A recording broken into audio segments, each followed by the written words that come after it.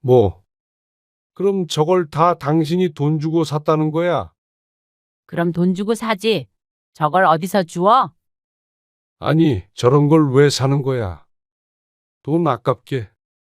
그냥 공연만 보러 다니면 되지. 내가 당신 취미 생활하는 거 뭐라고 할 생각은 없는데. 그러면 하지 말어. 당신 요즘에 집에도 소홀하고 그래도 내가 아무 말 안 했잖아. 그러면 당신도 적당히 하고 좀 신경은 쓰고 살아야 할 거 아니야. 뭐? 내가 뭘 신경을 안 썼는데? 솔직히 집골이 뭐야? 나는 당신이랑 마주보고 밥을 언제 먹었는지 기억도 안 나. 맨날 입을 속옷도 없고 설거지는 쌓여 있고. 당신 갱년기인 것 같아서 내 선에서 할 수 있는 건 하려고 했는데. 이러면 나도 서운하지. 서운해? 내가 평생 가정에 헌신하고 당신이나 자식들이나 밥해 먹이고 그렇게만 살았는데 이제 나도 내 삶 좀 살면 안 되는 거야? 왜 내 유일한 취미 가지고 뭐라고 하는 거야? 아니, 당신 취미 가지고 뭐라고 하는 게 아니잖아. 적어도 내가 퇴직하기 전까지만이라도 신경 좀 써야 할 거 아니야. 뭘 신경 써? 밥 차려주라고? 당신이 애도 아니고 그것도 스스로 못해?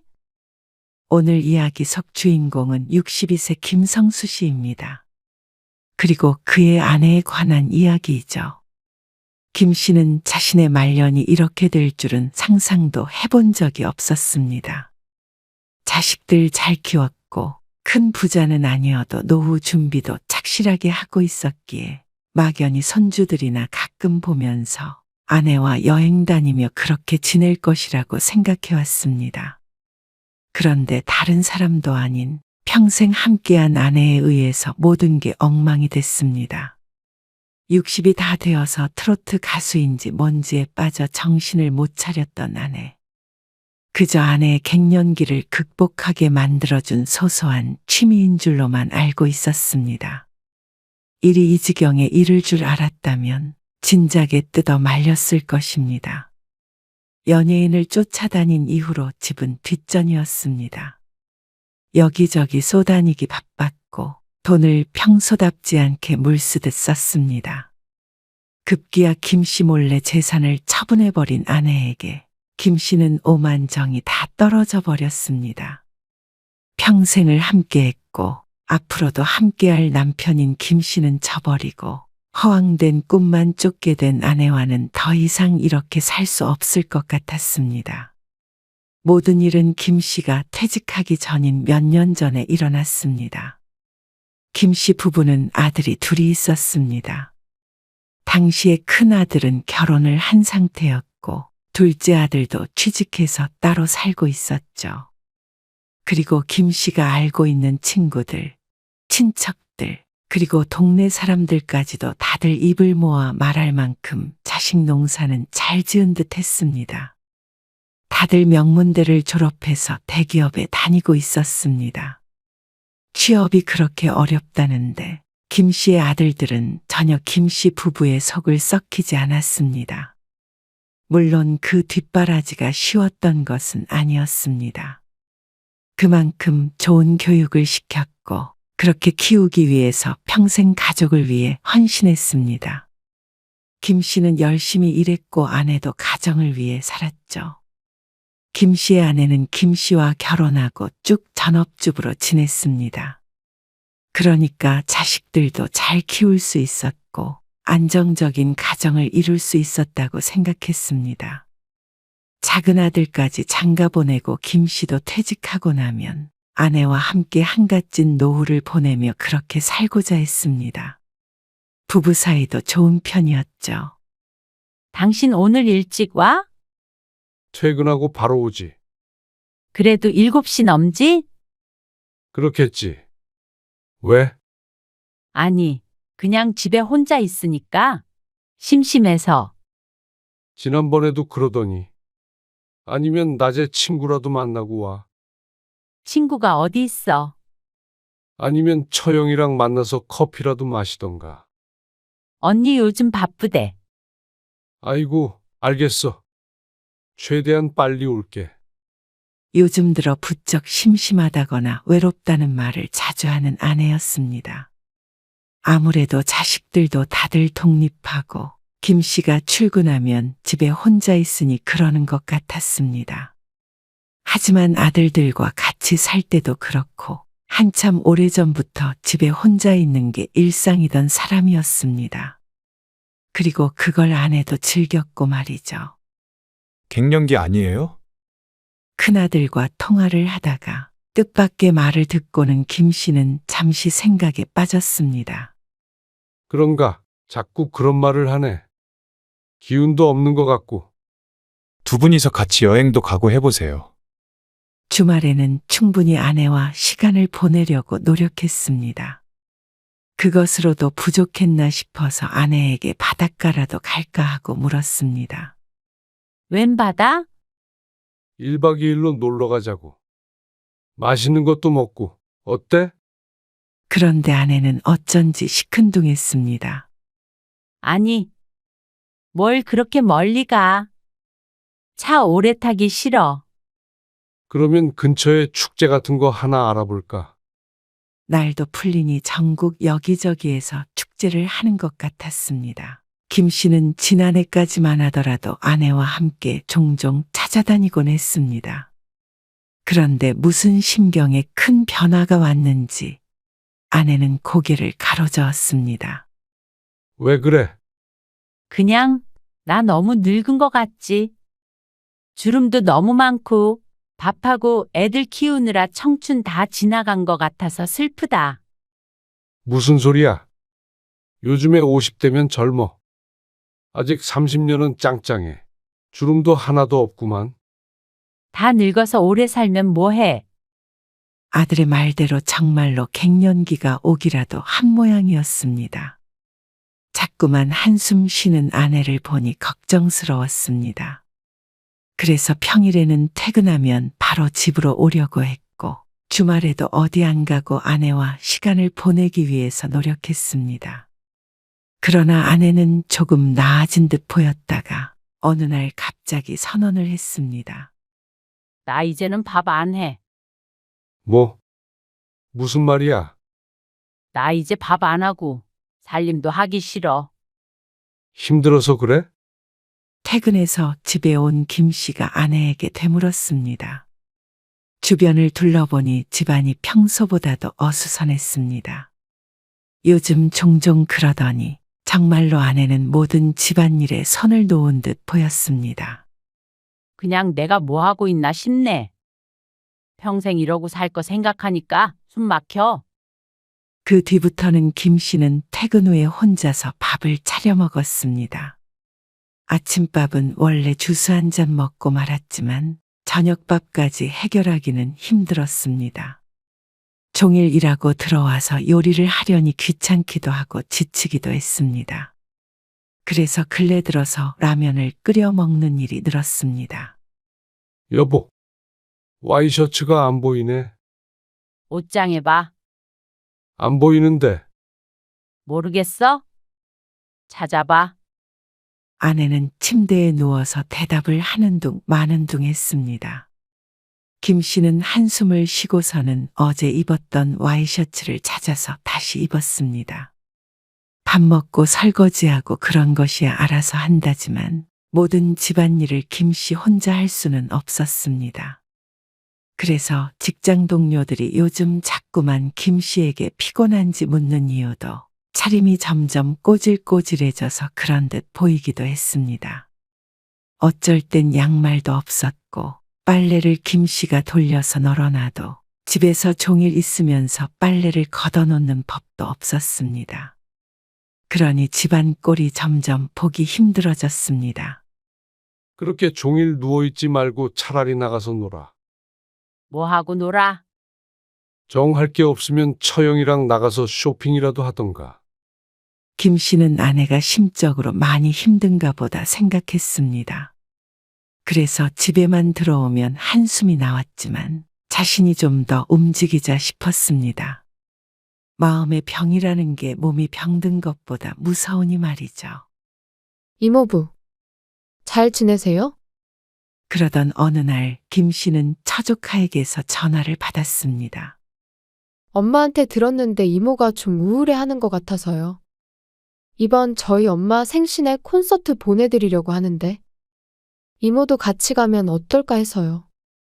콘서트? 이모는 그런데 안 가봤는데. 네.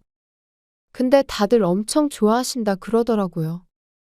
이모한테 깜짝 선물로 하고 싶은데 지난번에 이모 생신에도 선물 못 드려서요. 엄청 신나고 재밌대요. 기분 전환하고 좋죠. 이거 쉽게 갈 수 있는 거 아니에요.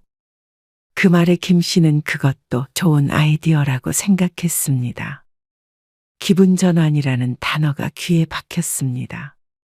아내에게 필요한 것이라고 생각했습니다. 그래서 당일이 되었을 때 김 씨가 아내에게 말했습니다. 사실 오늘 선영이가 당신한테 선물로 콘서트에 보내준다던데. 콘서트? 처영이랑 오늘 다녀와. 데려다 줄게. 싫어. 갑자기 무슨 콘서트야? 어차피 집에 있을 거면 가서 좀 놀다 와. 노래도 듣고 끝나고 처영이랑 맥주라도 한 잔 마시고 오고. 김 씨가 아내의 등을 떠밀었습니다. 난 알아서 밥 차려 먹을 테니까. 바람 좀 쐬고 와. 김 씨의 닭달의 아내가 마지못해 일어났습니다. 그런 아내를 김 씨가 약속 장소에 데려다 놓았습니다. 그리고 돌아와서는 집 청소부터 했습니다. 그래도 갔다 왔을 때 집이 깨끗해야 산뜻하지 않을까 싶었습니다. 2시간가량 그렇게 분주하게 움직이니 밥 먹을 기운도 없어서 소파에 기대 있다가 설핏 잠에 들었습니다. 그리고 나서 현관문이 열리는 소리에 잠에서 깼습니다. 어? 벌써 왔어? 지금 시간이 몇 시인데? 벌써 이렇게 됐네. 어땠어? 무지 재밌었어. 정말 아내의 목소리는 드물게 들떠 있었습니다. 눈을 비비고 보니 볼도 붉게 상기되어 있는 것이 정말로 즐거운 시간을 보내고 온 듯 했습니다. 이런 거 처음인데 사람들이 왜 가는지 알겠더라. 다행이네. 그러면서 아내는 다음에도 또 가고 싶다고까지 했습니다. 처음에는 안 가려고 그러더니 얼마나 좋았으면 그럴까 싶었습니다. 그래. 다음에 또 가봐. 그래서 다음날 아들에게 물어봤습니다. 너희 엄마가 콘서트 가서 엄청 재밌었다고 그러더라. 그런 거는 어떻게 예매하는 거야? 글쎄요. 안 가봐서 잘 모르겠는데요. 아들들도 영화는 봐도 콘서트는 가본 적이 없다며 잘 모르겠다고 했습니다. 그런데 아내는 그 뒤로 알아서 2번째 콘서트에 갔습니다. 조카도 모르는 걸 보니 어떻게 정보를 얻은 모양이었습니다. 그 뒤로 아내의 얼굴에는 생기가 돌았습니다. 무기력하게 있었던 때가 언제였나 싶게 말이죠. 누구랑 그렇게 통화를 해? 김 씨가 퇴근해서 봐도 그렇고 주말에도 그렇고 아내는 전과 다르게 휴대폰을 붙들고 살았습니다. 아, 우리 모임 사람들. 모임? 생전 모임이라고는 하질 않았던 아내였습니다. 아, 콘서트 같이 갔던 그 사람들? 맞아.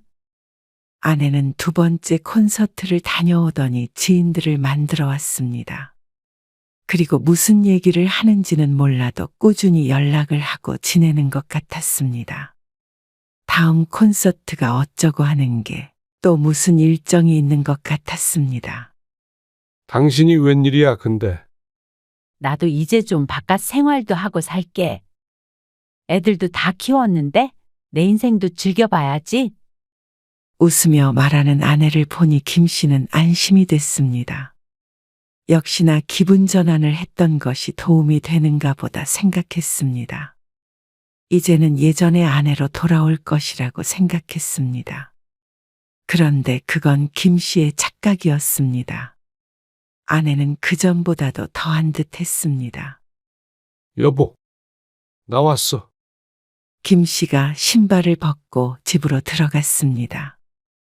유난히 피곤한 하루였습니다. 8시가 넘어도 업무가 끝나질 않아서 집에 돌아오니 9시가 훌쩍 넘은 시간이었습니다. 여보. 자, 거실에 불은 켜져 있었는데 사람은 보이지 않았습니다. 김 씨가 진이 빠진 손길로 얼굴을 문지르며 소파에 앉았습니다. 씻어야 하는데 기운이 없었습니다. 그런데 그 와중에 보이는 광경이 참 심란했습니다. 거실 한켠에 빨래가 쌓여 있었습니다. 그리고 식탁 위를 보자 아내가 저녁을 차려 먹었는지 빈 그릇과 반찬통들이 나와 있었습니다. 맞벌이하는 집도 이렇게 혼란스럽지는 않을 것 같았습니다. 김 씨가 틈틈이 한다고 하더라도 한계가 있었습니다. 김 씨도 노는 것이 아니니 말이죠. 그때 소파 옆에서 웬 트로트 노래가 요란스럽게 울렸습니다. 김 씨가 두리번거리자 아내의 휴대폰이 보였습니다. 휴대폰이 여기 있는 걸 보니까 화장실에라도 간 모양이었습니다. 이 시간에 누구에게 전화가 오나 휴대폰을 집어들었는데 그 사이 전화가 끊어졌습니다. 휴대폰 화면을 터치해보자 보이는 장면에 헛웃음을 지었습니다. 아내의 휴대폰 화면을 본 지 한참 된 것 같은데 어느새 어느 가수 얼굴로 가득 차 있었습니다. 잠금화면도 그렇고 화면을 켜보아도 바탕화면에 그 얼굴이었습니다. 요즘 트로트 가수들의 나이가 다들 젊어졌다고 하는데 김 씨도 TV에서 몇 번 본 적이 있는 사람이었습니다. 지난번에 갔다 왔던 콘서트도 이 가수의 콘서트였던 것 같았습니다. 남의 휴대폰 들고 뭐해? 아내가 안방에서 나오면서 물었습니다. 전화가 울리길래 봤지. 이리 줘. 근데 당신은 화면에 그게 뭐야? 외간 남자 얼굴을 해놨어? 김 씨가 농담을 섞어 말하자 아내도 입을 삐죽거리며 대꾸했습니다. 외간 남자는 무슨? 그리고 멋있는 얼굴 해놓으면 핸드폰 켤 때마다 기분이 좋잖아. 어이구, 조카뻘 아니야? 그 정도는 아니거든. 김 씨는 고개를 절레절레 저으며 몸을 일으켰습니다. 한 20분만 같이 청소 좀 하자. 나 지금 바빠. 설거지라도 좀 해, 그러면. 당신 밥 먹을 거 아니야? 당신 먹고 같이 치워줘. 입맛 없어서 안 먹어. 그럼 이따가 치울게. 아내가 그러고는 안방으로 쏙 들어가 버렸습니다. 김 씨는 이제 슬슬 지치는 기분이었습니다. 언제까지 이래야 하는지 몰랐습니다. 전에는 심리적인 문제라고 했다면 이제는 아내도 시간이 없어 보였습니다. 딴데 온통 정신이 팔려서 말이죠. 그래도 한숨 섞인 웃음만 한 번 짓고는 김 씨가 부지런히 몸을 움직였습니다. 그래도 그전처럼 우울한 표정으로 종일 누워만 있는 것보다는 낫다고 생각했습니다.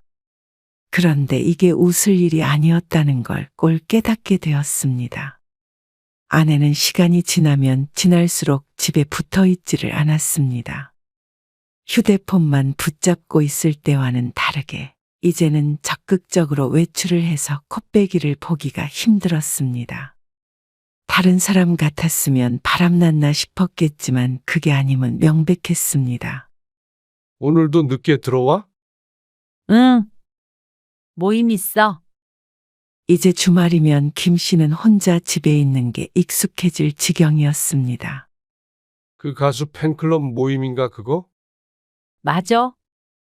밥 먹고 올 거니까 당신은 알아서 챙겨 먹어. 한 번씩 공연을 가는 것은 이해가 갔습니다. 하지만 이건 점점 도가 지나쳐가는 것 같았습니다. 김 씨는 어린애들이나 좋아하는 연예인을 쫓아다닌다고 생각했습니다. 내 아내가 이럴 것이라고는 생각도 못했습니다. 아들에게 말하자 아들은 대수롭지 않게 생각했습니다.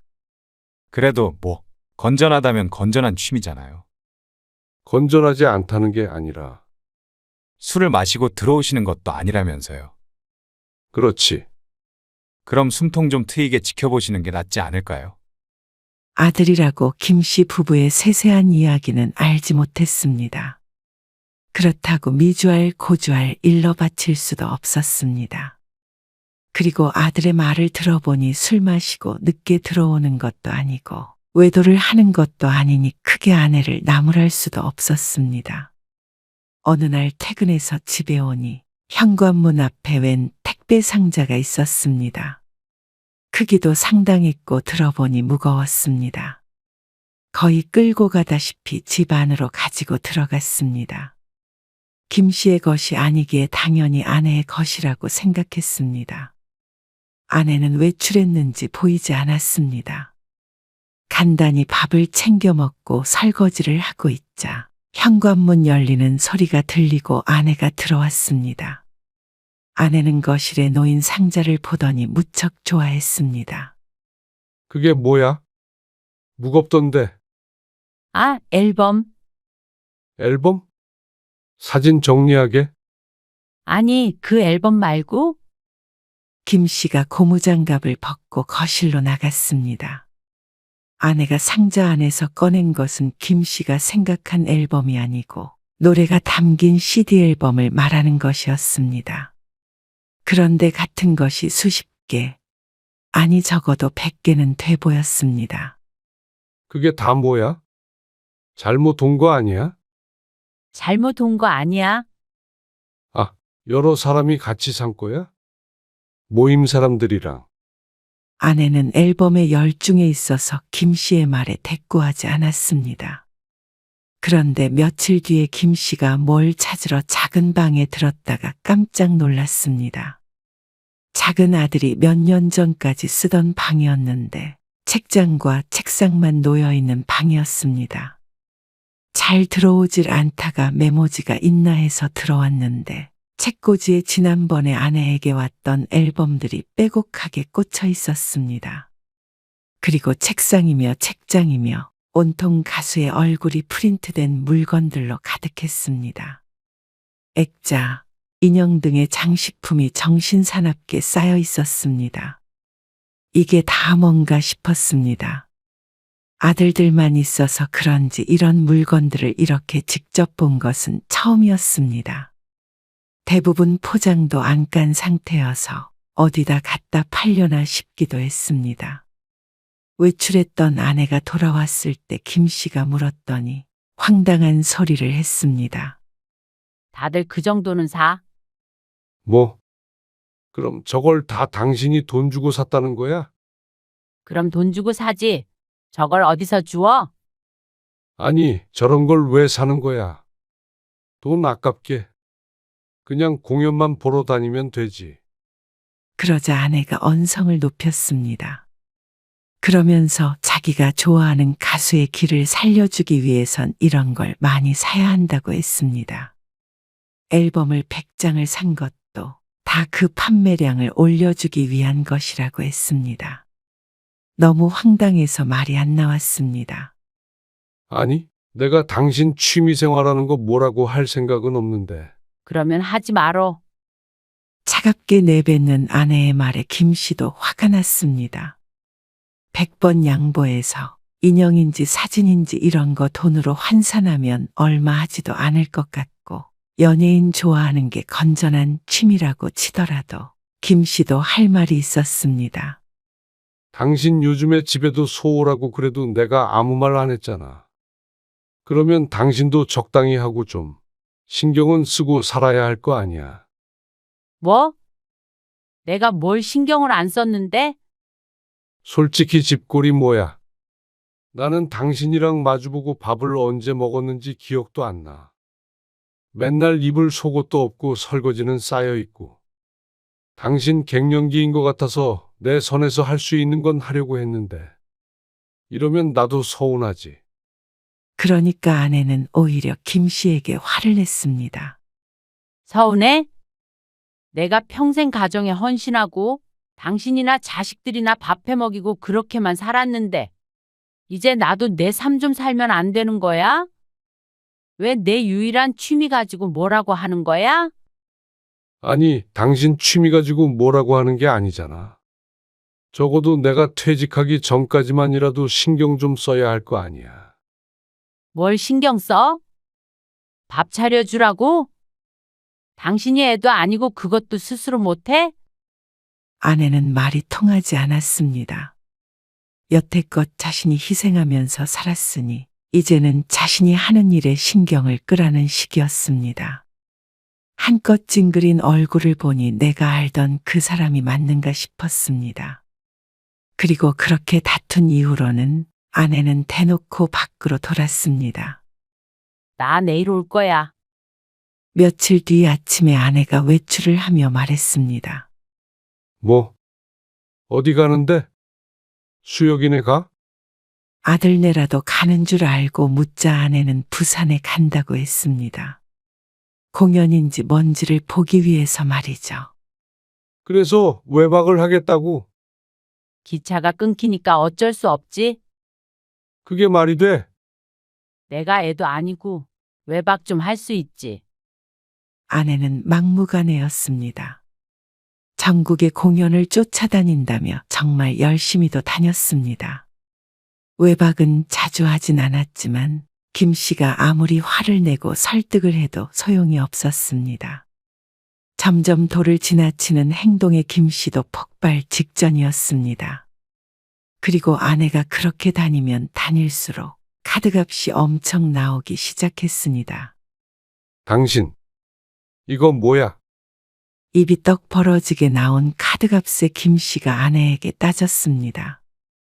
이것저것 사고 콘서트도 가고 그러면 쓸 수밖에 없지. 아니, 뭘 더 사는데? 이미 작은 방은 미어터지기 직전이었습니다. 앨범인지 뭔지도 더 사서 책장이 부족할 지경이었습니다. 이 정도는 다른 사람들에 비해서는 아무것도 아니야. 나는 진짜 적게 쓰는 거야. 김 씨가 보기엔 다들 미친 것 같았습니다. 어떻게 연예인을 좋아한다고 이렇게까지 할 수 있는지 몰랐습니다. 정작 한 지붕 아래 사는 가족은 이렇게 방치되고 있는데 말이죠. 그럼 이건 뭐 산 건데? 백화점에서 찍힌 카드 내역이었습니다. 그러자 아내는 이번에는 조금 우물쭈물하며 변명했습니다. 150만 원짜리 이게 뭐냐니까? 가방. 아내의 말에 김 씨는 휘청거렸습니다. 차라리 아내의 가방을 샀다고 하면 상관이 없었습니다. 근데 그 가방이라는 게 그놈의 가수 생일 선물로 산 것이라고 했습니다. 그러면서 또다시 다들 그 정도는 한다고 말했습니다. 생전 아내에게 15만 원짜리 선물도 받아본 적이 없었습니다. 그런데 아내가 이렇게 큰 돈을 다른 사람을 위해서 뿌리고 다닌다고 생각하자 피가 거꾸로 솟았습니다. 아무리 지치고 힘들어도 노후 자금을 모은다 생각하고 죽어라 이랬습니다. 우울해하는 아내 걱정에 퇴근하고서도 집안일에 시달리기도 했고 라면으로 저녁밥을 때운 게 몇 날 밤인지 기억도 나지 않았습니다. 그런데 그렇게 번 돈으로 정작 엉뚱한 사람이 호강하고 있다고 생각하자 허탈함이 밀려왔습니다. 당장 환불해 오라고 하자 이미 줘버렸다고 했습니다. 가방이 없는데 환불할 길이 없었습니다. 그러다가 김 씨가 열이 받아서 작은 방에 들어가 거기에 있는 것들을 전부 버려버리다고 하자 아내가 눈을 뒤집고 소리쳤습니다. 그걸 버리면 집을 나가버리겠다는 말까지 하는 바람에 김 씨는 전의를 상실했습니다. 다음 날 김 씨는 신용카드를 뺏어버렸습니다. 다시는 그 꼴을 볼 수가 없었습니다. 당신 생활비는 이제 내가 매주 줄 테니까 그런 줄 알아. 진짜 너무한 거 아니야? 어떻게 나를 이렇게 취급해? 내가 일 안 한다고 이렇게 무시해도 되는 거야? 당신이 회사 다닐 수 있었던 것도 다 내 덕이야. 전업주부는 집에서 노는 사람인 줄 알아? 이런 대화도 몇 번째인지 몰랐습니다. 아내는 김 씨가 왜 화를 내는지 이해하지 못했습니다. 아니, 이해하려는 노력조차 하지 않았습니다. 그저 자신이 핍박을 받는다고 생각했죠. 그러다가 둘째 아들이 결혼을 하겠다고 했습니다. 아내와의 일은 아내와의 일이었고 작은 아들도 얼른 장가를 보내야 했습니다. 그리고 나서 아내와는 어디 멀리 함께 여행이라도 떠날 작정이었습니다. 다시 한번 진지하게 얘기를 해보고 이 일을 되돌려야 한다고 생각했죠. 큰아들이 결혼할 때 김 씨는 1억 5천만 원을 지원해 줬습니다. 13년 전에 김 씨의 아버지가 돌아가시며 남긴 유산과 쭉 일함하며 모아뒀던 돈으로 산 충청도 바닷가에 땅이 있었습니다. 처음 샀을 때보다 좀 올라서 지금 가치로는 5억 정도 했는데 그걸로 대출을 받아서 주었죠. 작은 아들도 똑같이 지원해 준 다음에 퇴직 후에 땅을 팔아 노후 자금에 보탤 계획이었습니다. 그러면 집이나 예금을 제외해도 적어도 2억은 여유 자금이 있는 것이었죠. 작은 아들이 결혼한다는 말이 나오자 김 씨는 대출을 알아보려고 했습니다. 그런데 등기부등본을 떼보았는데 이상한 점을 발견했습니다. 당시의 땅을 아내의 명의로 샀는데 명의자에 다른 이름이 적혀 있었습니다. 처음 듣는 이름이었습니다. 잘못 뽑았나 싶어서 처음부터 다시 떼보았는데 자세히 보니 전 소유자 이름에 아내의 이름이 있었습니다. 그러니 김 씨가 실수한 것은 아니었습니다. 김 씨는 심장이 철렁 내려앉은 듯 했습니다. 아내에게 전화를 걸면서도 심상치 않은 예감이 들었습니다. 자신의 예감이 부디 틀리길 바랐습니다. 아내는 김 씨의 전화를 받고 집으로 서둘러 돌아왔습니다. 그리고 둘이 마주보고 앉았을 때 아내의 입에서는 충격적인 말이 흘러나왔습니다. 뭐야? 그 땅을 팔아버렸다고? 눈앞이 아득해졌습니다. 지금 살고 있는 집이 김 씨의 명의라서 당시의 땅을 살 때는 아내의 명의로 해주고 싶었습니다. 그랬던 게 이렇게 뒤통수를 때리게 될 줄은 꿈에도 몰랐습니다. 함께 노후 자금으로 쓸 생각을 했지 아내가 김 씨 몰래 그걸 처분할 것이라고는 상상할 수가 없었습니다. 그 돈을 어디다 썼는데? 그게 기념관 같은 거를 짓는데 거기에 돈이 필요하다고 해서 투자했어. 나중에 수익 생기면 돌려받을 수 있는 돈이야. 아내가 쫓아다니는 가수의 기념관 같은 게 지어지는데 건축비의 일부를 김 씨의 아내가 냈다는 말이었습니다. 아내의 대답에 김 씨는 들고 있던 휴대폰을 집어던지고 싶었습니다.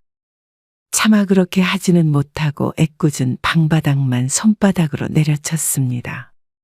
그걸 다 썼다고 그래서? 얼마에 팔았어? 아내는 고개를 푹 숙이며 1억은 남았다고 했습니다. 그걸 제 값보다 싸게 팔았어도 대출을 제외하고 최소한 3억은 현금을 쥐어야 하는데 1억이 남았다는 건 투자금에 2억이나 썼다는 말이었습니다. 김 씨는 코끝이 시큼해졌습니다. 억울하기도 하고 비참하기도 하고 배신감에 치가 떨렸습니다. 노후를 위해 열심히 일해서 가지고 있던 재산이었습니다. 그리고 일부는 아버지에게 물려받은 돈도 들어가 있었고 말이죠.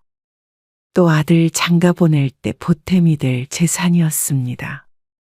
그걸 홀랑 팔아버리고는 피 한 방울 안 섞인 생판남을 위해 썼다는 말이었습니다. 진짜 당신이 미쳐도 단단히 미쳤구나. 그놈이 우리보다 훨씬 가진 거 많고 잘 먹고 잘 살 텐데 그거 2억 보탠다고 그놈한테는 기별도 안 가. 근데 그 돈이면 우리는 노후에 훨씬 잘 살 수 있잖아. 차라리 그거 다 팔아서 자식들한테 줘버리지. 그거를 어떻게? 말을 잇기가 힘들었습니다. 그런데 아내는 뭐가 그렇게 당당한지 몰랐습니다. 나도 내 맘대로 2억 정도는 쓸 수 있어야 하는 거 아니야? 당신이 번 돈이지만 거기에 나도 기여했잖아. 평생 살림했으니까 내 몫으로 그 정도는 있어야지. 그 말이 아니잖아. 내가 어디 가서 2억 엉뚱한 곳에 쓰고 오면 당신은 잘했다고 할 수 있어. 엉뚱한 데라니? 내가 평생을 내 삶도 없이 살았는데 말년에 내가 하고 싶은 거 하면서 살지도 못해? 나한테 마음의 안정을 주고 위로가 되는 일이야. 그것만 하더라도 충분히 가치가 있는 거 아니야? 당신은 어떻게 내 생각은 하나도 안 해? 이제 그게 내 삶의 이유야. 삶의 이유가 가족이 아닌 연예인에게 있다는 아내. 그 말을 듣자 김 씨는 더 이상 되돌릴 수 없음을 직감했습니다. 아니, 되돌릴 수 있다고 하더라도 김 씨가 그러고 싶지 않았습니다. 이 일을 안 아들들도 난리가 났습니다. 아들들은 어머니가 이 정도인 줄은 전혀 모르고 있었습니다. 큰아들의 결혼 자금의 출처를 가족 모두 알고 있었기 때문에 작은 아들도 그러리라고 생각했을 텐데 그 땅을 팔아서 써버렸단 말에 적지 않은 충격을 받은 모양이었습니다. 그리고 큰아들도 분개했습니다. 비상식적인 아내의 행동에 말이죠. 아무리 성인군자라도 받아들일 수 없을 것이었습니다. 결국에 김 씨 부부의 재산은 자식들에게 돌아갈 텐데 그걸 엉뚱한 사람에게 써버린 것은 충분히 화낼 만한 일이었습니다. 당신 그거 땅 판 돈, 그거 가지고 나가. 뭐? 1억 남았다며? 그 돈으로 집을 구하던지 아니면 그것도 갖다 바치던지 알아서 하고. 투자한 거 수익 나와서 부자 되면 부자 된 대로 살고. 모르겠다. 당신은 이제 당신 갈 길 가. 당신 삶 살고 싶다며. 그래. 평생 고생했으니까 이제 내가 놔줄게. 하고 싶은 거 하면서 살아. 당신 그 돈 다 합치면 3억이 넘어. 그 정도면 됐지.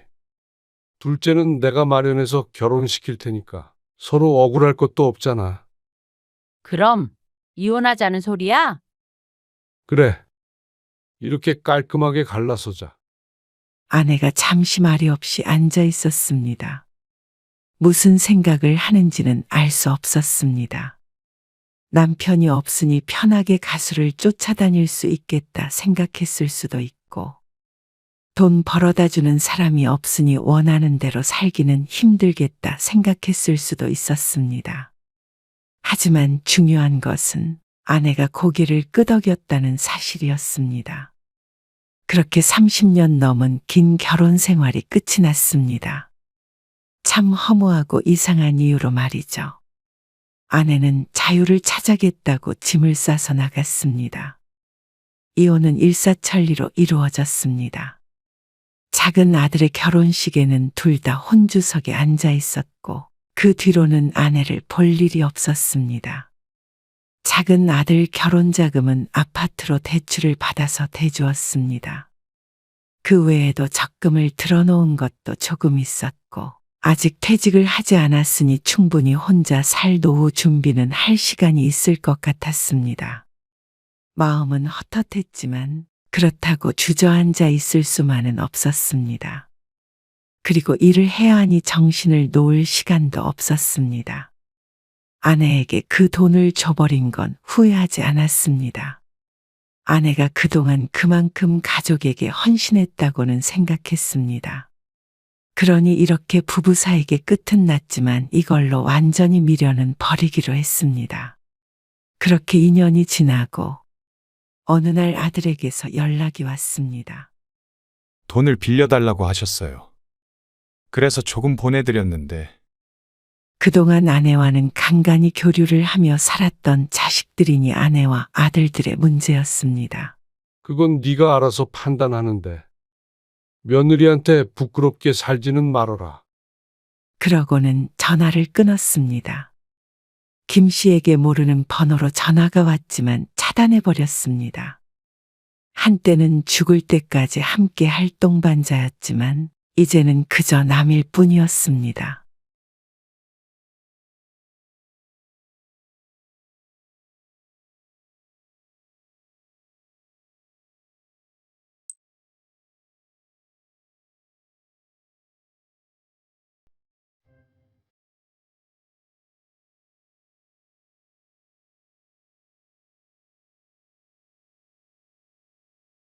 병원에 갔는데 어디가 어떻게 아프냐 묻지는 않고 보자마자 밥 타령이야? 뭐, 밥 타령? 그래? 그리고 당신도 나도 은퇴해서 집에 있는 건 똑같은데 왜 나한테만 밥을 차리래? 밥을 여자가 해야지. 내가 해, 그럼. 밥하는데 여자 남자가 어디 있어? 그리고 유명한 요리사는 다 남자거든? 아프다 그래서 아침밥 대충 해도 봐줬더니 무슨 말 같지도 않은 소리야. 뭐? 봐줘? 안 봐주면 어떻게 되는데? 진짜 한번 해보자는 거야? 뭐라도 해놓으면 자기만 홀랑 먹어버리고 나는 남은 거나 주워 먹고 말이야. 그래 놓고는 밥하는 게 뭐가 힘드냐고? 참나, 남이 해준 건 술술 잘 넘어가지? 자기 손으로 해 먹어야 힘든 줄 알지? 라면밖에 못 끓이면서 밥하는 게 쉽네 어쨌네 하지 말어. 이제부터는 당신 밥은 당신이 해 먹어. 뭐, 어디 가서 물어봐라. 내가 창피해서 어디다가 말도 못해.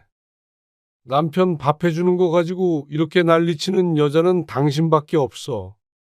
창피? 그래? 어디 한번 다른 사람들한테 물어봐. 누가 창피한 건지. 어지간히 해. 당신이 소야? 아니, 소도 당신보다는 덜 먹겠어. 그리고 당신 입만 입인 거 아니야? 나도 맛있는 거 먹을 줄 알아. 그리고 항상 나한테 손잡다고 뭐라고 하지. 그러니까 당신이 먹고 싶은 거 원 없이 해 먹어. 나도 나 먹고 싶은 거 알아서 해서 먹을 테니까. 오늘 이야기 속 주인공은 62세 선명아 씨입니다. 그리고 그녀의 남편에 관한 이야기이죠. 손 씨의 남편은 젊었을 적부터 먹는 것에 관한하는 유별났습니다. 많이 먹는 것은 물론이고 음식이 앞에 있으면 아내고 자식이고 없을 정도로 식탐이 강했습니다. 그래서 처음 결혼했을 때는 부끄럽지만 음식 때문에 많이 싸우기도 했습니다. 그런데 계속 맞벌이했던 젊은 시절은 그나마 나았습니다. 손 씨도 남편도 은퇴를 하고 60대가 되니 지옥이 시작된 기분이었습니다. 매끼 손수 차려야 하는 양이 남들의 서너 배는 되었습니다. 그게 대부분 남편의 입으로 들어갔습니다. 게다가 자기 입만 입이고 손 씨의 입은 주둥이로 아는 듯 했습니다. 지긋지긋했습니다. 이 나이까지 혼인관계를 유지하는 이유가 밥을 얻어먹기 위해서가 아닌가 하는 의심마저 들었습니다. 손 씨도 이제 이런 이기적이고 무심한 남편과 사는 게 지쳤습니다. 갈라설 게 아니라면 다른 방법을 찾아야 했죠. 손 씨는 딸만 둘이 있었습니다. 딸 둘 모두 결혼해서 아이 낳고 잘 살고 있었습니다. 손 씨는 6년 전에 무릎을 다쳐서 일을 그만두었습니다. 그리고 남편은 2년 전까지 일을 하다가 퇴직했죠. 그러니 이전 전부터는 손 씨 부부 모두 일을 하지 않고 집에 있었습니다. 벌어둔 돈으로 이제 아끼며 잘 살자 싶었지만 손 씨는 최근에 새롭게 취업을 해야 하나 진지하게 고민하고 있었습니다. 집에 붙어 있는 것보다 그게 정신 건강에 나을 것 같았습니다. 하루 종일 그리고 매일 남편과 있으니 이건 내가 남편과 함께 사는 것인지 아니면 곰을 키우는 것인지 헷갈릴 지경이었습니다. 자식들 다 결혼시켜놨으니 이제는 편히 쉬면서 소소하게 살아가면 되겠다 싶었지만 남편 때문에 그게 잘 지켜지지 않았습니다. 남편이 퇴직하기 전 젊었을 때부터 느꼈던 바이지만 참 자기밖에 모르는 사람이었습니다. 특히나 먹는 것에 있어서는 말이죠. 남다른 대식가인 것은 평생에 걸쳐서 깨달았지만 퇴직하고 삼시세끼를 집에서 먹으니 그걸 손 씨가 감당하기가 너무 힘들었습니다. 남들에게 말하면 뭐 그런 걸로 고민을 하냐 대수롭지 않게 여기겠지만 손 씨에게는 가장 큰 고민이자 손 씨의 노후를 괴롭히는 일이었습니다. 이것밖에 안 차렸어. 배고프다고 했잖아. 어제부터 굶었는데. 이것밖에 안 하다니. 먹고 남으면 저녁에 또 먹으려고 넉넉하게 했어. 넉넉. 아무튼간 손이 작다니까. 그래가지고 어디 가서 귀여움 못 받아. 내가 이 나이에 어딜 가서 귀여움을 받아? 얼른 앉아. 내시경 때문에 어제 저녁부터 굶은 남편이 병원에 다녀온 뒤 차린 밥상을 보고서는 불만이 한가득이었습니다. 남편이 이렇게 말하니 밥상이 상당히 초라할 것이라고 예상하겠지만 보통 4~5명이 먹을 수 있는 양이었습니다. 모든 접시는 다 대접이었습니다.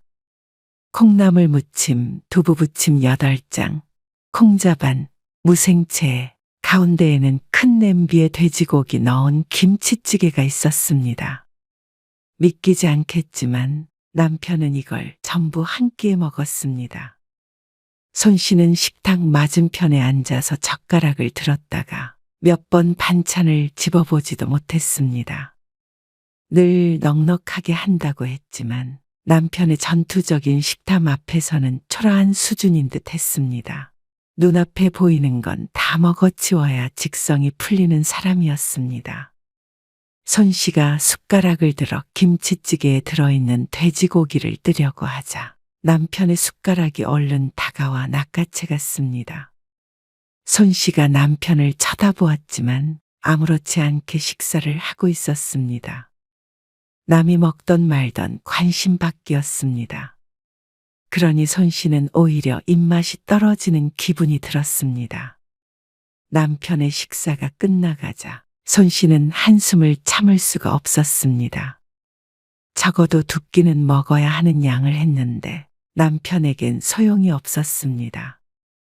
거의 비워진 접시들을 보자 눈앞이 깜깜했습니다.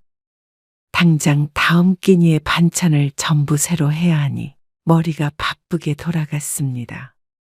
당신 참 신기하다. 뭐가? 그렇게 많이 먹으면 속 안 부대껴? 많이 먹긴. 왕년에는 이렇게 하루에 4~5끼도 먹었어. 과장인 듯 하지만 맞는 말이었습니다. 손 씨가 직접 보고 살았으니 말이죠. 어떻게 나이가 들어도 여전한지 몰랐습니다. 손 씨부터도 나이가 드니 입맛이 떨어지고 많이 먹으면 종일 속이 좋지 않고 힘들었습니다. 여자와 남자의 차이인지 단순히 손 씨의 남편만 그런 건지 궁금할 지경이었습니다. 2~3끼에 나눠서 먹으려고 한 거야. 매 끼마다 반찬하는 거 힘들단 말이야. 그것도 매번 새로운 반찬들로 말이죠. 하지만 남편은 그런 손 씨의 푸념을 전혀 이해하지 못했습니다. 아니, 이제 일도 안 하고 집에서 밥만 하면 되는데 뭐가 힘들다고 난리야? 밥하는 게 쉬운 건 줄 알아? 그게 어려운 일이면 나가서 일은 어떻게 했어? 안 해봤으니까 그렇게 말을 하지.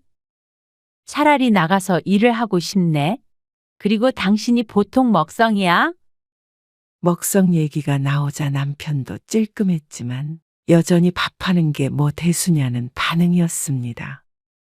무릎 때문에 어쩔 수 없이 남편보다 일찍 은퇴해서 5년 동안 집에 있었는데 그때부터는 꼭 부엌대기한테 말하듯이 하는 남편에게 열이 받았습니다.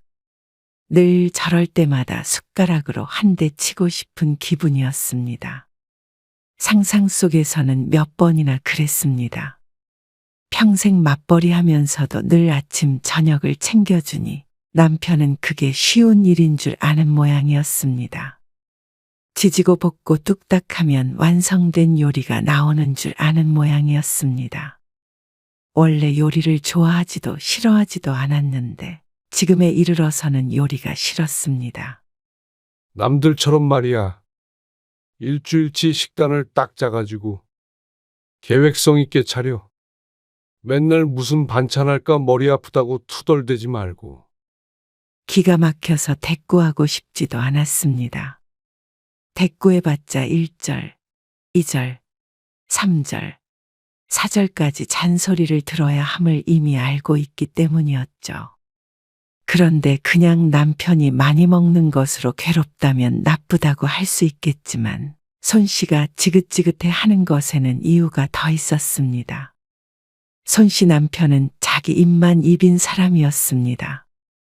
남의 입에 들어가는 것에 대해서는 전혀 신경 쓰지 않았습니다. 특히나 손 씨 말이죠. 손 씨는 그저 밥만 차려주는 존재로 알고 있는지 한 번을 챙기는 법이 없었습니다. 오늘 시장에서 꼬막 사왔다? 웬 꼬막? 내 생일이니까 내가 제일 좋아하는 거 먹으려고 그러지. 제일 좋아하는 음식이 고작 꼬막이야? 남편이 비웃듯 말했습니다. 여태 손 씨가 좋아하는 음식도 뭔지 모르면서 말이죠. 빈정이 상했지만 맛있게 먹을 생각에 기분이 좋았습니다. 남편이 먹을 것도 생각해서 가장 큰 접시에 산더미처럼 쌓았습니다. 양념도 올리고 뿌듯하게 쳐다보고 있는데 남편이 식탁 앞에 앉으며 말했습니다. 김치 좀 새로 꺼내서 먹자. 잠깐만. 김치 냉장고에서 꺼내올게. 손 씨가 다용도실에 들어가서 김치를 꺼냈는데 때마침 딸에게서 전화가 걸려왔습니다. 여보세요. 엄마. 생신 축하해요. 못 가서 미안하고. 아냐? 바쁜데 뭘 와? 가까운 것도 아니고 맛있는 거 해 먹어? 오늘 시장에서 꼬막 사와서 지금 먹으려고 밥 차리고 있어. 꼬막? 엄마 엄청 좋아하잖아. 그래도 너는 아는구나. 알지? 손 씨는 다용도실에 서서 딸과 10분 정도 통화를 했습니다. 아, 엄마 밥 차리고 있다고 그랬지. 얼른 드세요. 끊을 테니까. 그래. 김치 꺼내러 왔다가 계속 있었네. 생신 축하해요. 그래. 고마워. 손 씨는 딸과 전화를 끊었습니다. 그리고 꺼낸 김치를 들고 부엌으로 돌아갔습니다. 그리고 칼로 썰어서 접시에 담아 식탁에 두었죠. 이제 밥만 푸면 되겠다 싶어서 돌아서려는데 눈앞에 보이는 광경에 놀라서 발걸음을 멈췄습니다. 어? 왜? 양손으로 들고서 꼬막을 발라 먹던 남편이 태연하게 물었습니다. 하지만 이미 식탁은 엉망진창이었습니다. 산더미처럼 있던 꼬막은 이제 거의 바닥을 드러내고 있었고 식탁 위에는 빈 껍데기가 또 다른 산을 이루고 있었죠. 이거 다 먹은 거야? 뭐 하는데 김치 꺼내러 가서 이제 와? 전화가 와서. 근데 이거 혼자 다 먹었어. 왜? 냉장고에 더 없어? 방금 해서 식탁 위에 둔 걸 뻔히 알면서도 묻는 남편. 손 씨는 허탈해서 밥을 가지러 가는 것도 잊고서는 그 앞에 서 있었습니다. 기다리느라 밥도 없이 먹어서 무지 짜네. 얼른 밥 좀 줘. 손가락을 쪽쪽 빨며 말하는 남편에게 화가 나 눈앞이 벌개지는 것 같은 기분이었습니다. 가만히 서 있는 손 씨를 의아하게 쳐다본 남편이 재촉했습니다. 아, 밥 안 먹어? 국도 다 식었네. 이것도 대표와. 당신, 이거 내가 제일 좋아하는 거라고. 생일이라서 사왔다고 했잖아. 아, 앉아서 먹어. 먹으면 되지 왜 또 그래? 당신이 다 먹었잖아. 여기 있잖아. 뭘 다 먹었다고 그래? 꼬막이 몇 개 남아있지도 않은 접시를 턱끝으로 가리키며 말하는 남편을 어이없다는 듯이 바라보자 남편은 적반하장으로 나왔습니다. 아, 그러길래 내가 항상 말하잖아. 음식 할 때는 넉넉하게 좀 하라고. 뭐 먹어보려고 하면 없어. 난 또 냉장고에 더 있는 줄 알았지. 내가 생일에 뭐 당신한테 미역국을 끓여달래? 아니면 선물을 달래? 나 먹고 싶은 거 해서 먹겠다는데 그것도 못하게 해. 누가 못하게 해? 고작 꼬막을 제일 좋아하냐고 비웃었으면서 그걸 당신 혼자 먹냐? 아거 참. 진짜 먹을 거 가지고 쪼잔하게 그러네. 남편은 손 씨를 비난했습니다. 손 씨도 늘 음식을 하면 대접으로 많이 하려고 했던 이유도 그것 때문이었습니다. 먹는 걸로 서운할까봐 그랬습니다. 하지만 오히려 먹는 걸로 사람을 서운하게 하는 게 자신이라는 사실을 남편은 모르는 것 같았습니다. 음식을 많이 하면 많은 대로, 적으면 적은 대로 전부 남편의 입속으로 들어갔습니다. 따로 덜어놓아도 자기 건 먼저 다 먹고 손 씨의 몫을 뺏어가는 것도 예사였고 냉장고에 따로 넣어놔도 다 꺼내 먹었습니다. 남편은 빈정이 상한 듯 숟가락을 내려놓더니 잠시 뒤에 스스로 밥솥에서 밥을 퍼다가 식사를 이어갔습니다. 사람이 아니라 곰과 함께 사는 기분이었습니다. 아무튼간 밥 좀 해주는 거 가지고 유세는 궁시렁거리며 밥을 퍼먹는 남편에게 손 씨가 말했습니다.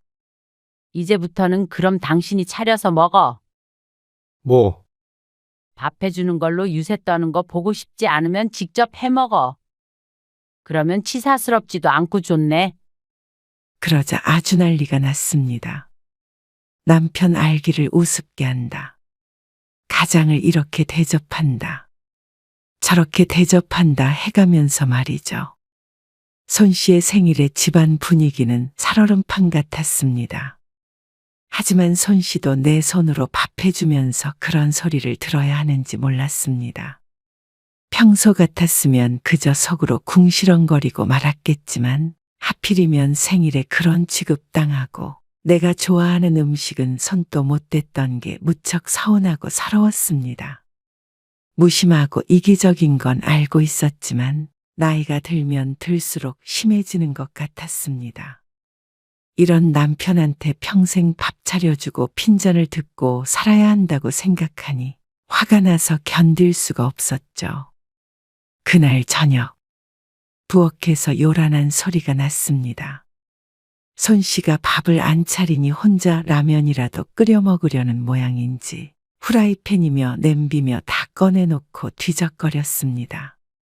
신경 쓰였지만 모르는 척 앉아서 TV 드라마를 보고 있었습니다. 남편이 에이씨 해가면서 한참 씨름하더니 라면 냄새가 났습니다.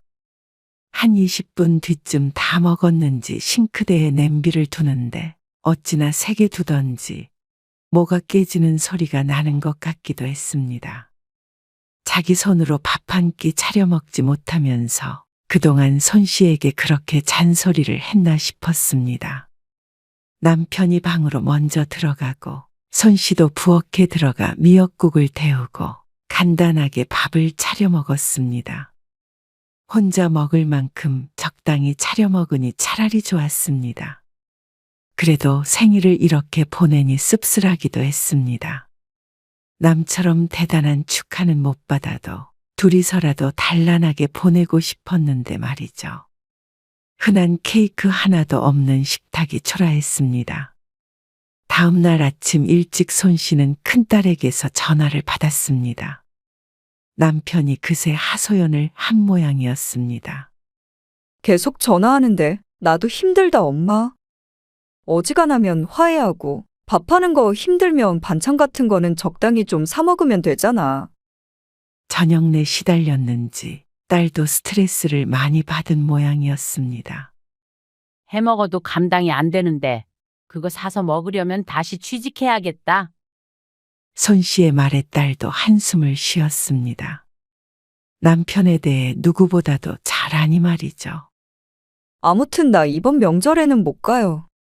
지난번에 말했지? 그래, 알았어.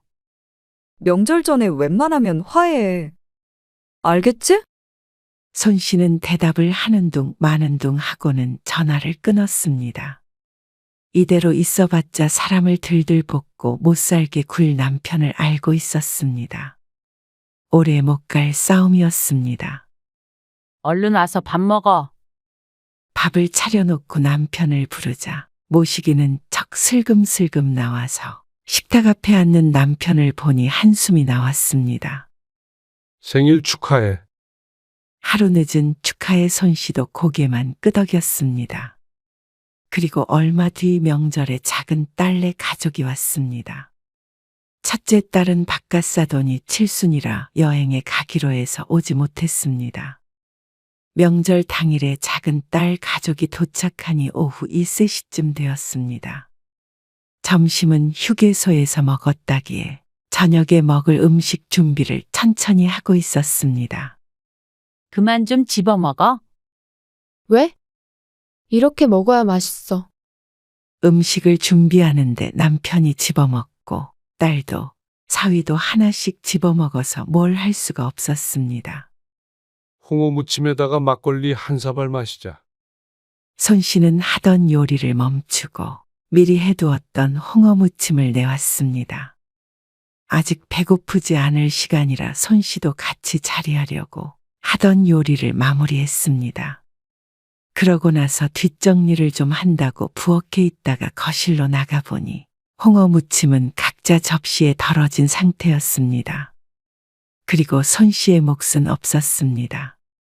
작은 딸마저도 어쩜 저렇게 아빠랑 똑같은지 몰랐죠. 그리고 저녁 때가 되어도 마찬가지였습니다. 오후 내내 준비한 저녁밥을 다 같이 먹는데 손씨가 올 때까지 아무도 기다려주지 않았습니다. 딸은 어린 손주들 먹이느라 바빴고 남편이나 사위도 자기 입으로 음식을 밀어넣기 바빴습니다. 사위는 원래 그러지 않았습니다. 처음에 인사 왔을 때만 하더라도 깨작깨작 먹는다고 남편에게 잔소리를 듣곤 했습니다. 그런데 많이 먹는 식구랑 같이 사니 식성도 바뀌는 모양이었습니다. 지금은 몇 년 전보다 살도 많이 쪘고 일반 사람들보다도 먹는 양이 확실히 많았습니다. 그렇게 잘 먹는 사람들이 식탁 앞에 모여 우거구걱 먹는 것을 보자 손씨는 기가 질리는 기분이었습니다. 명절이라고 특별히 음식을 많이 했는데도 부족한 듯 보였습니다. 그 틈에 앉아서 밥을 먹는데 입맛이 뚝 떨어지는 것 같았죠. 이럴 거면 차라리 명절마다 한식 뷔페 같은 곳에 가서 식사를 하는 게 낫겠다 생각하다가 이내 고개를 저었습니다. 이 정도면 한식 뷔페에 가서도 쫓겨날 것 같았죠. 명절이 지나고 손씨는 감기에 걸려 호되게 앓아야 했습니다. 그거 독감 아니야? 그런가 모르겠다. 힘없이 누워있으니 남편이 옆에 와서 혀를 끌끌 찼습니다. 그냥 병원을 갔다 와. 어제 당신 친구 만나러 갔을 때 혼자 갔다 왔어. 감기약 받아왔는데 잘 안 드네. 그래? 그럼 밥은? 밥? 아침은 먹어야 할 거 아니야. 아, 힘없어서 밥 못 차려. 당신이 좀 차려서 먹어. 아, 누가 나 먹자고 그래? 당신 약 먹으려면 밥을 먹어야 하니까 그렇지. 정말로 걱정해서 그런지는 몰라도 어쨌거나 밥은 먹어야 했기에 힘든 몸을 일으켜 세웠습니다. 이런 때 죽이라도 좀 끓여서 갖다 주는 남편이었으면 했지만 그럴 리가 없다는 것을 알기에 스스로 할 수밖에 없었습니다. 입맛이 없어 손씨의 몫은 죽이었고 남편도 국 하나에 밑반찬을 꺼내서 주었더니 입이 대빨 나와서 중얼거렸습니다. 밥을 이렇게 부실하게 먹으니까 아픈 거야. 또 이어지는 반찬 타령의 손씨는 한 귀로 듣고 한 귀로 흘려버렸습니다. 몸도 아픈데 남편 투정을 듣고 있기가 힘들었습니다. 손씨는 죽도 먹는 둥 마는 둥 하고 일어나 약을 먹었습니다. 그리고 그대로 다시 방으로 들어가 누웠습니다. 그새 다른 게 있나 보는지 냉장고를 열었다 닫았다 하는 소리가 들렸습니다. 그리고 점심때가 될 때까지 손씨는 내리 잠만 잤습니다. 몸이 뜨끈한 게 약을 먹어도 소용이 없는 것 같았습니다. 여보, 아무래도 그냥 감기가 아닌 것 같은데. 병원에 다시 가봐야 될 것 같아. 그래. 갔다 와. 당신이 좀 태워줘야지. 나 이제 나가봐야 돼. 어딜? 아, 당신이 점심도 못 챙겨줄 것 같아서 나가서 먹으려고 약속 잡았지. 그러면 나가는 길에 내려주면 되잖아. 저기 대학병원 가려는 거 아니야? 맞아. 아, 그쪽으로 안 가? 완전 반대 방향이야. 택시 타고 가. 아이고, 시간 다 됐네. 남편은 TV를 끄더니 얼른 일어나 외투를 챙겼습니다. 저녁 먹기 전에 올 거니까 갔다 와서 쉬고 있어. 부디 그때까지는 몸을 회복해서 저녁은 제대로 차려달라는 말로 들렸습니다. 실제로도 그런 뜻이 내포되어 있는 게 맞았습니다. 기가 막히고 속이 끓었습니다.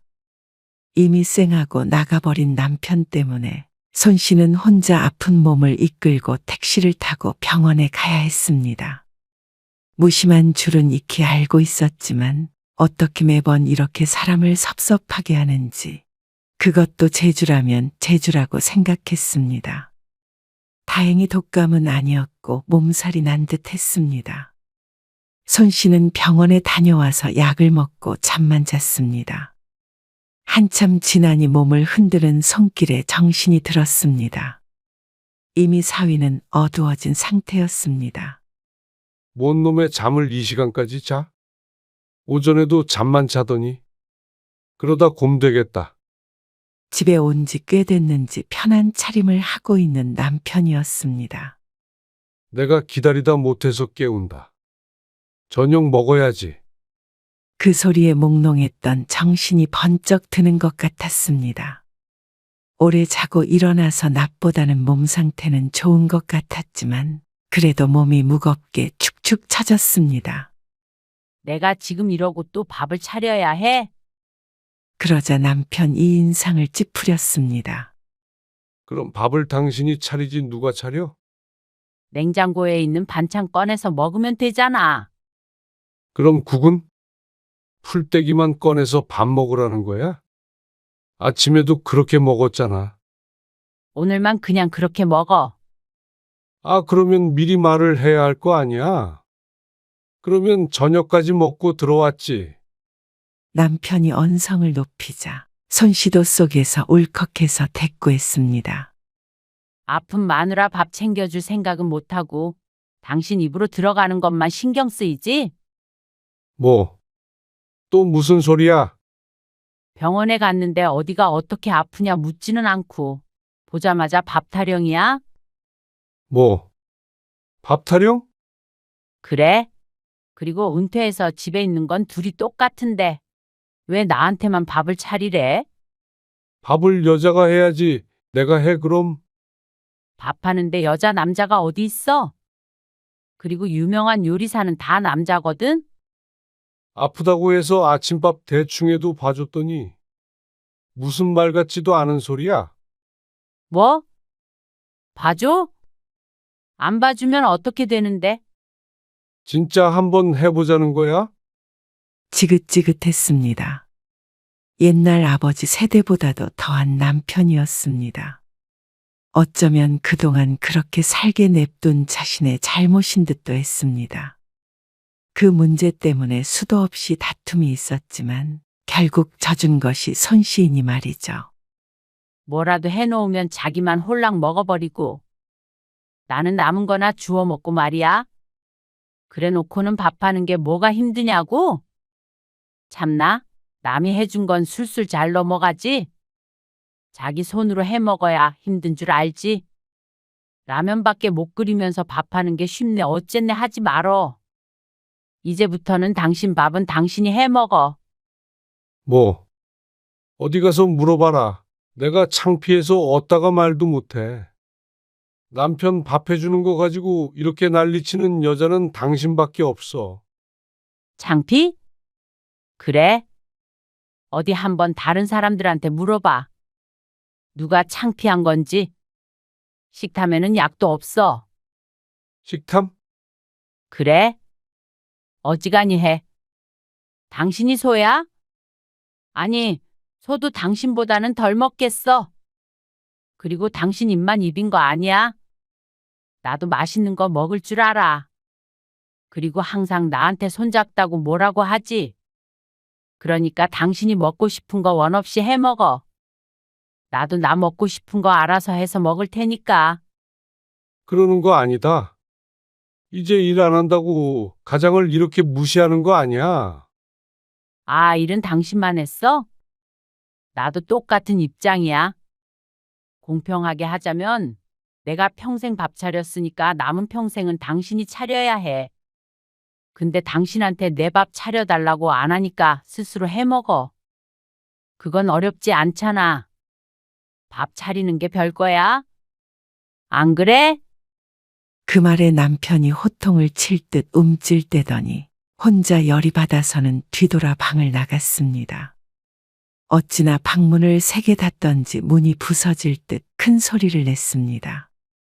무섭지도 않아서 자리에 누웠습니다. 1시간만 더 누워있다가 출출하면 나갈 생각이었습니다. 그리고 그날부터 손 씨는 정말로 혼자 먹을 밥만 차렸습니다. 뭐야, 내 밥은? 자연스럽게 맞은편에 앉은 남편이 자신 몫의 밥도 숟가락도 없다는 걸 깨닫고는 화를 냈습니다. 각자 먹기로 했잖아. 손 씨는 태연하게 마저 식사를 했습니다. 딱 손 씨가 먹을 만큼만 했고 반찬은 찌개 하나와 멸치볶음 하나가 전부였습니다. 이것저것 하기도 귀찮아서 늘 이렇게 먹고 싶었습니다.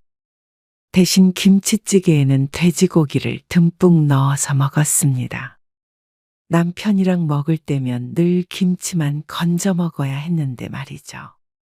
정말 치사스러워서 못 살겠다. 남편은 고개를 절레절레 저으며 자리에서 일어나 차키를 챙겼습니다. 또 어디 나가서 먹을 모양이었습니다. 손 씨는 그의 아랑곳하지 않고 식사에 집중했습니다. 누가 뺏어 먹나 급하게 밥을 들이마시는 남편 없이 식사를 하니 평화롭기까지 한 식사 시간이었습니다. 그날 이후로 남편의 히스테리는 늘어만 갔습니다. 끼니마다 나가서 사 먹을 수도 없고 그렇다고 집에서 뭘 챙겨 먹을 만한 재주는 없으니 스트레스가 쌓이는 모양이었습니다. 손 씨가 부엌에 뒹구는 라면 봉지를 쓰레기통에 넣었습니다. 라면을 끓여 먹은 모양인데 한 번 먹는데 3봉지는 기본이었습니다. 나이가 60이 넘었는데도 말이죠. 손 씨가 밥을 차려서 또 혼자 먹자 남편이 거실에서 자꾸만 힐끔힐끔 쳐다보았습니다. 며칠간 사나웠던 기세는 눈에 띄게 수그러들어 있었습니다. 밥 앞에서는 장사 없는 모양이었습니다. 손 씨가 밥을 안 해주니 팔다리 잘린 사람처럼 그러고 있는 게 철양맞아 보이기도 했습니다. 자존심이 있어서 같이 먹자고 말은 못하고 말이죠. 이 나이가 되어서 부인 없이는 살 수도 없는 사람이었습니다. 그런데 그동안 남편에게만 맞춰주고 정말 부엌대기 마냥 살았던 것은 다름 아닌 손 씨 본인이었습니다. 결국엔 얻어먹는 사람이 눈치를 봐야 하는데 손 씨 팔자를 스스로 꼬았던 것이었죠. 그렇게 며칠이 지나자 딸에게서 전화가 왔습니다. 엄마, 왜 자꾸 먹는 거 가지고 싸워? 애들도 아니고 또 너한테 전화했어? 장난 아니야. 일도 못 하겠어. 이혼한 애 만회하는 이걸 어떻게 해야 해? 이혼을 해도 내가 하자고 하지. 어이가 없네. 전 씨는 딸이 뭐라고 설득해도 듣지 않았습니다. 그러고서 또 며칠이 지났죠.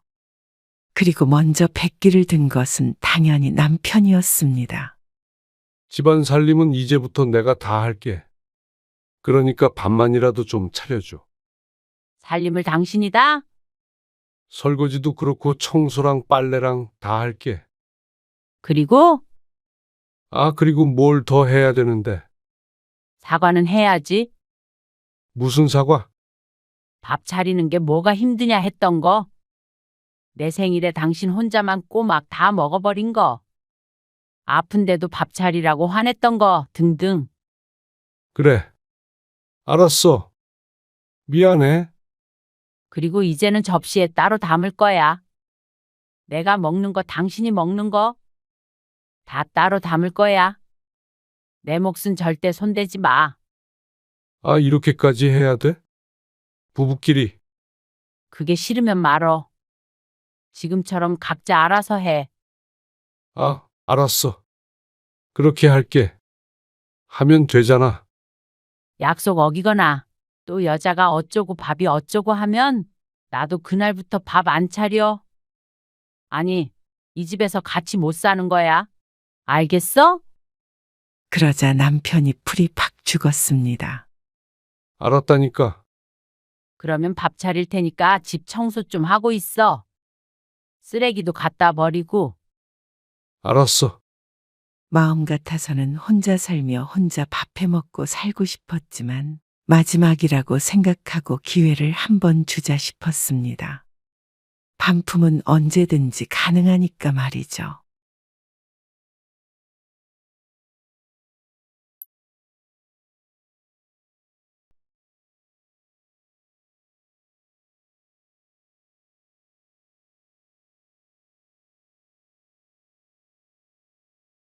너희 도대체 무슨 생각으로 엄마를 그렇게 대해? 아니, 아버님. 그러면 요즘 세상에 며느리를 그렇게 대하는 경우가 어디 있어요? 다른 며느리들 같았으면 진작에 발길 끊었을 거예요. 저는 그렇게 하기는 싫고 잘 애결하고 싶어서 똑같이 하면 어머님이 느끼는 바가 있으실 거라고 생각했어요. 그렇게 나름 조용히 해결하려고 한 거예요. 근데 아가씨가 전화를 해서 갑자기 화내고 윽박을 지르는 바람에 그걸 말이라고 해? 수찬이 너는 이 행동이 맞다고 생각하냐?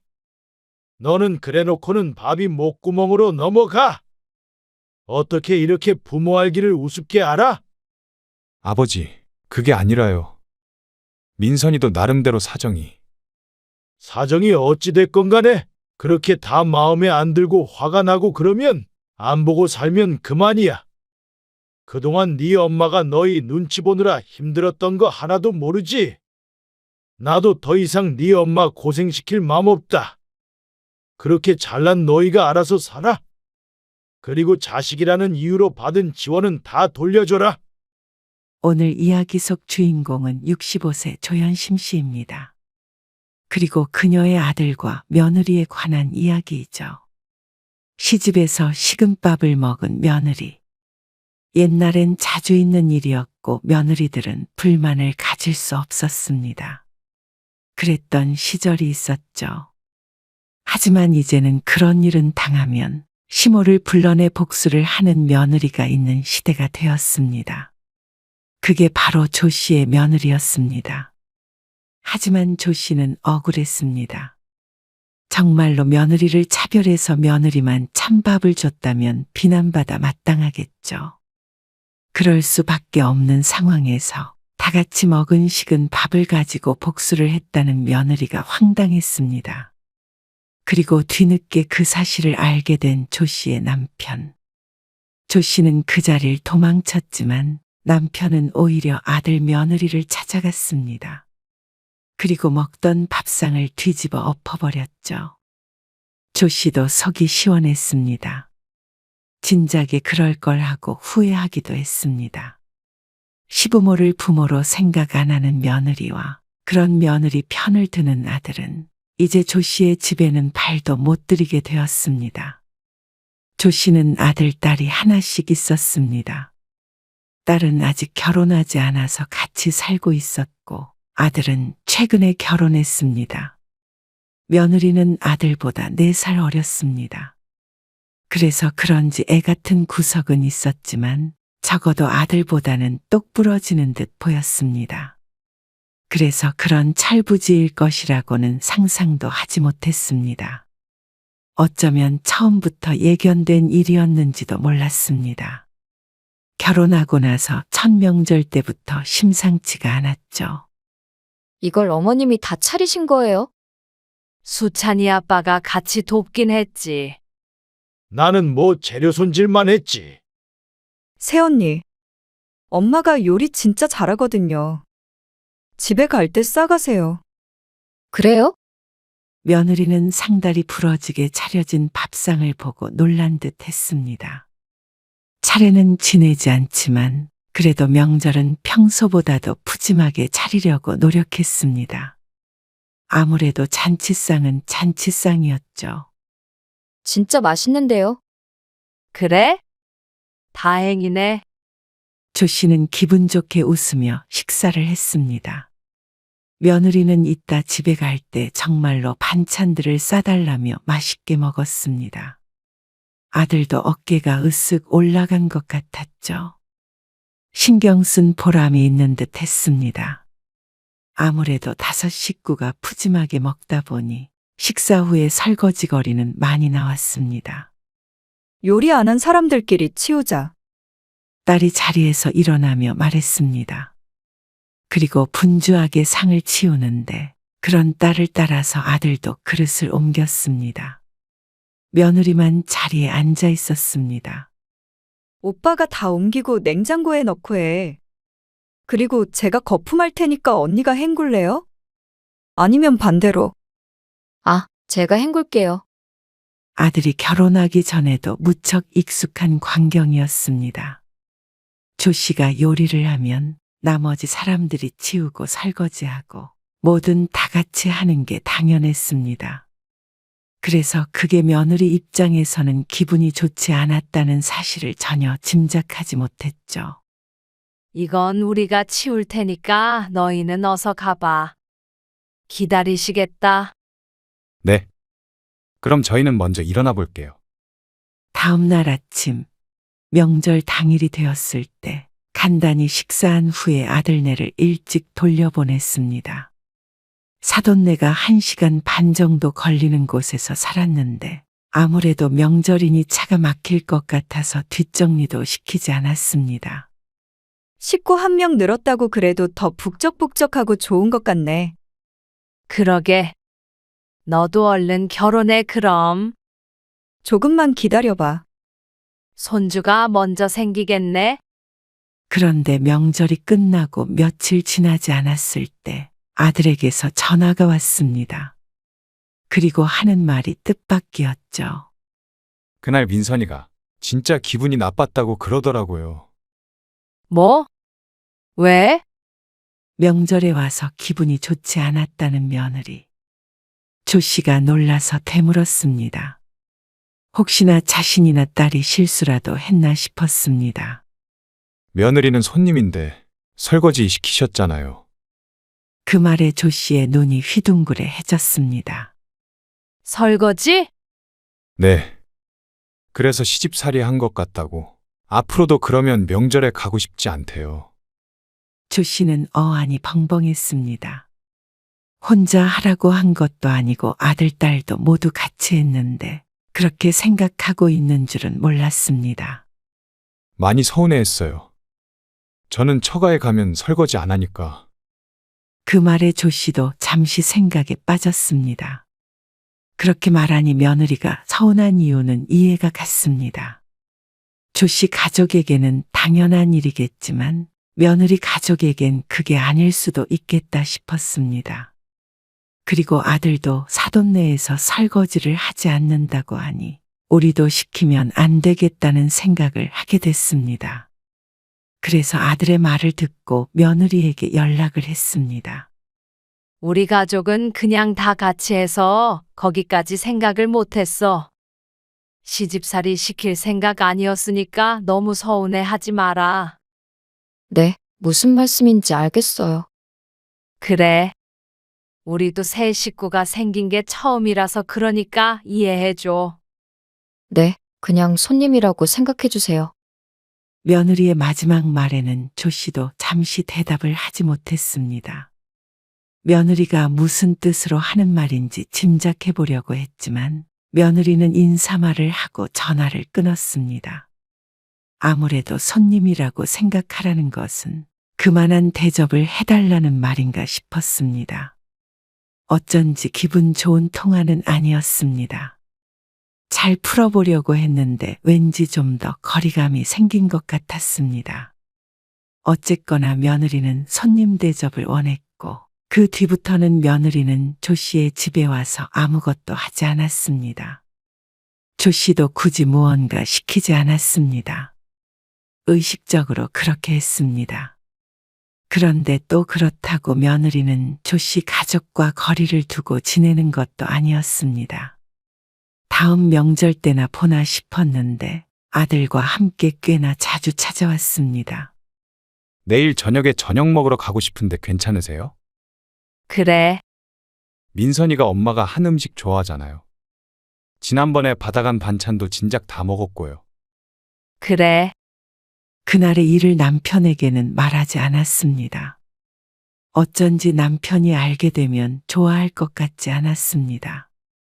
좋은 게 좋은 거라고 요즘 사람들은 조금 다르다고 생각하면 되지 않을까 싶었죠. 설거지는 내가 할게. 며느리와 통화한 내용을 알고 있던 딸은 먼저 나서서 자신이 설거지를 하겠다고 했습니다. 나름대로 눈치 있는 시누이가 되려는 모양이었고 조 씨로서는 그게 고마웠습니다. 그리고 그때까지만 해도 며느리와도 잘 지내보고 싶은 마음이 컸습니다. 며느리의 말대로 손님처럼 생각하면 그럭저럭 좋은 사이를 유지할 수 있지 않을까 생각했습니다. 이것도 싸갈게요. 그래? 불고기 재워놓은 것도 남지 않았어? 그것도 싸줄까? 남편이 옆에서 이것저것 더 싸주라며 거들었습니다. 그리고 먹고 싶은 거 있으면 연락해서 언제든지 얘기하고. 네. 그럴게요. 역시 며느리 사랑은 시아버지. 아들은 좋다고 웃었습니다. 아들 며느리는 주말에도 종종 왔고 평일 저녁에 찾아올 때도 있었습니다. 대부분 밥을 먹으러 왔습니다. 며느리 친정이 멀다 보니 집밥 먹기가 힘들다며 말이죠. 근데 손님으로 생각해야 된다고 해서 그렇게 했는데 손님이 자주 찾아오다 보니 불편한 마음도 컸습니다. 누구나 손님이 내 집에 자주 온다면 그런 기분이 들지 않을까 싶었습니다. 스스로가 대놓고 자신이 손님이라고 하니 조 씨도 며느리를 가족처럼 대하기가 힘들었습니다. 그리고 그건 딸도 마찬가지인 모양이었습니다. 원래 며느리들은 시집에 오는 거 싫어하지 않나? 엄마가 해준 밥이 그렇게 맛있나? 시집에도 자발적으로 오는 거 보니까. 그러게 반찬 가게를 해야 하나? 근데 솔직히 좀 불편하긴 해. 새언니 오면 엄마도 이것저것 신경 써야 하잖아. 그저께만 하더라도 오빠가 갑자기 온다고 그래서 마트도 새로 갔다 오고. 그러면서 딸은 불만이 있는지 궁시렁거렸습니다. 무슨 손님이 그렇게 남의 집에 자주 와? 그렇다고 뭐 밥 차리는 거 도와주기를 해? 아니면 설거지라도 해? 솔직히 그건 기본적인 예의 아닌가? 나 같으면 불편해서라도 내가 설거지 한다고 할 텐데. 새언니가 가만히 있으니까 이제는 오빠도 설거지 안 하려고 하더라. 얄미워. 딸이 무슨 말을 하는지는 충분히 알았습니다. 그리고 동의하는 부분도 많았고 말이죠. 하지만 그렇다고 해서 고작 그런 이유로 며느리를 섭섭하게 할 필요는 없었습니다. 그러니 시집이 편해서 자주 찾아오는 것이라고 생각하면 나쁘지 않은 것 같기도 했습니다. 어쨌거나 시집이라면 일을 가는 그런 며느리는 아닐 테니 말이죠. 그러던 어느 날 며느리가 임신했다는 소식을 듣게 되었습니다. 덕분에 집안 분위기는 한껏 들뜬 상태였습니다. 진짜 축하해요. 이건 제 선물이에요. 고마워요. 아가씨. 몸 조심하고. 네. 안 그래도 다음 주부터 일은 쉬기로 했어요. 조 씨가 며느리가 임신했다는 말을 듣고 아들 며느리를 집으로 초대해서 작은 잔치를 했습니다. 딸이 준비한 선물도 주고 꼭 명절 같은 날을 보냈습니다. 상 한가운데에는 딸이 낮에 사온 케이크도 있었죠. 감사해요. 며느리도 기쁘게 웃었고 조 씨는 이렇게 가족이 화목하게 지낼 수 있다는 것에 감사했습니다. 그러던 어느 날이었습니다. 조 씨의 남편은 약속이 있어 집을 비웠고 집에는 조 씨와 딸만 있었습니다. 밥 해야 돼? 아니, 점심때 밥을 너무 많이 해서 남았어. 그거 먹자. 아빠도 안 계신데 김치찌개만 하나 끓여서 대충 먹을까? 좋아. 다 귀찮다. 반찬도 다른 거 하지 말어. 밥 아직 따뜻하지? 응. 토요일 저녁이라 딸도 일을 가지 않고 무척 편한 상태였습니다. 모처럼 남편도 없으니 그냥 대충 차려 먹자 싶었습니다. 밥솥 코드는 아까 뽑았는데 아직 식지 않았을 것 같았습니다. 그래서 김치찌개를 끓이고 있는데 갑자기 초인종 소리가 들렸습니다. 어? 누구 왔나 본데. 이 시간에 누가 와? 내가 나가볼게. 딸이 문을 열더니 새언니 하고 부르는 소리가 들렸습니다. 조 씨가 현관으로 다가가자 며느리가 혼자서 들어왔습니다. 연락도 없이 어쩐 일이야? 조 씨가 당황해서 묻자 며느리가 태연하게 대답했습니다. 수찬 씨 출장 갔는데 늦게 온대요. 혼자 밥 먹기 싫어서 왔어요. 식사 전이시죠? 지금 먹으려고 준비 중이긴 한데 김치찌개만 대충 끓여서 먹으려고. 미리 연락 좀 주지. 그럼 뭐라도 차려놨을 텐데. 괜찮아요. 저는 숟가락 하나만 놔주시면 돼요. 그러면서 신발을 벗으며 자연스럽게 집 안으로 들어왔습니다. 그래. 어서 들어와. 혼자 밥 먹기 싫다고 찾아온 며느리를 조 씨가 반갑게 맞았습니다. 밥상이 조금 초라하긴 했지만 그래도 며느리가 혼자 먹는 것보다는 낫지 않을까 싶었습니다. 조 씨의 딸이 며느리가 말한 대로 수저를 식탁 위에 하나 더 올렸습니다. 조 씨가 밥을 푸며 말했습니다. 딱새 그릇 나온다. 그래? 잘 됐네. 새언니 아니었으면 밥 남을 뻔했다. 밥을 나눠주고 자리에 앉아서 한술 떴는데 밥은 뜨뜻미지근한 상태였습니다. 하지만 먹을만 했죠. 식사를 마치고 과일까지 깎아서 먹었습니다. 그리고 잠시 후 며느리는 시계를 힐끔 보더니 주섬주섬 짐을 챙겼습니다. 저 수찬 씨 올 시간 다 돼가요. 이만 가볼게요. 그래? 차 가지고 왔어? 네. 조심해서 가. 조심히 가세요. 며느리는 그렇게 집으로 돌아갔습니다. 그리고 딸이 말했습니다. 새언니 대단하다. 오빠도 없이 혼자 오고. 나 같으면 시어머니 눈치 보여서 그렇게 못했을 텐데. 뭐가 눈치 보여? 좋지 뭐. 수더분하고. 수더분? 새언니가?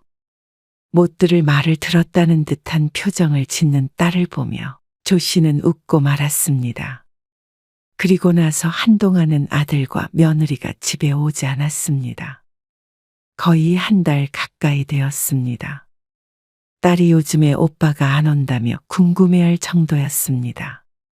딸이 없을 때 아들만 중간에 한 번 와서 반찬만 받아간 적은 있었고 그마저도 곧장 집으로 돌아갔습니다. 조 씨는 그저 그런가 보다 했습니다. 아들도 바쁘다고 했고 며느리가 임신 초기라 집에서 쉬고 있나 보다 생각했죠. 그러다가 어느 날 며느리에게서 전화가 왔습니다. 어머님, 오늘 저녁에 저희 집에서 같이 식사하셔요. 너희 집에서? 네. 아가씨랑 어머님 오시면 수찬 씨랑 넷이서요. 아버님 시골 가셨다면서요. 그렇지. 근데 수경이는 오늘 저녁에 약속 있다고 했는데. 아, 그러면 어머님이라도 오셔요. 여태 어머님 댁에서만 먹은 것 같아서 제가 식사 대접하고 싶어서 그래요. 며느리가 웬일인가 싶었습니다. 며느리의 말대로 여태 아들 며느리가 와서 밥을 먹고 간 적은 무척 많았는데 조 씨가 아들네에 가서 밥을 먹은 적은 한 번도 없었습니다. 모처럼 며느리가 초대했으니 딸은 못 가더라도 조 씨는 가자 싶었습니다. 그래. 오늘 저녁에 갈게. 네. 그럼 7시까지 오시면 될 것 같아요. 알았어. 이따가 보자. 조 씨가 기분 좋게 대답을 하고 전화를 끊었습니다. 어쩐지 들뜨는 기분이었습니다. 어쩐 일로 초대를 다 한대. 딸도 의아하게 생각했습니다.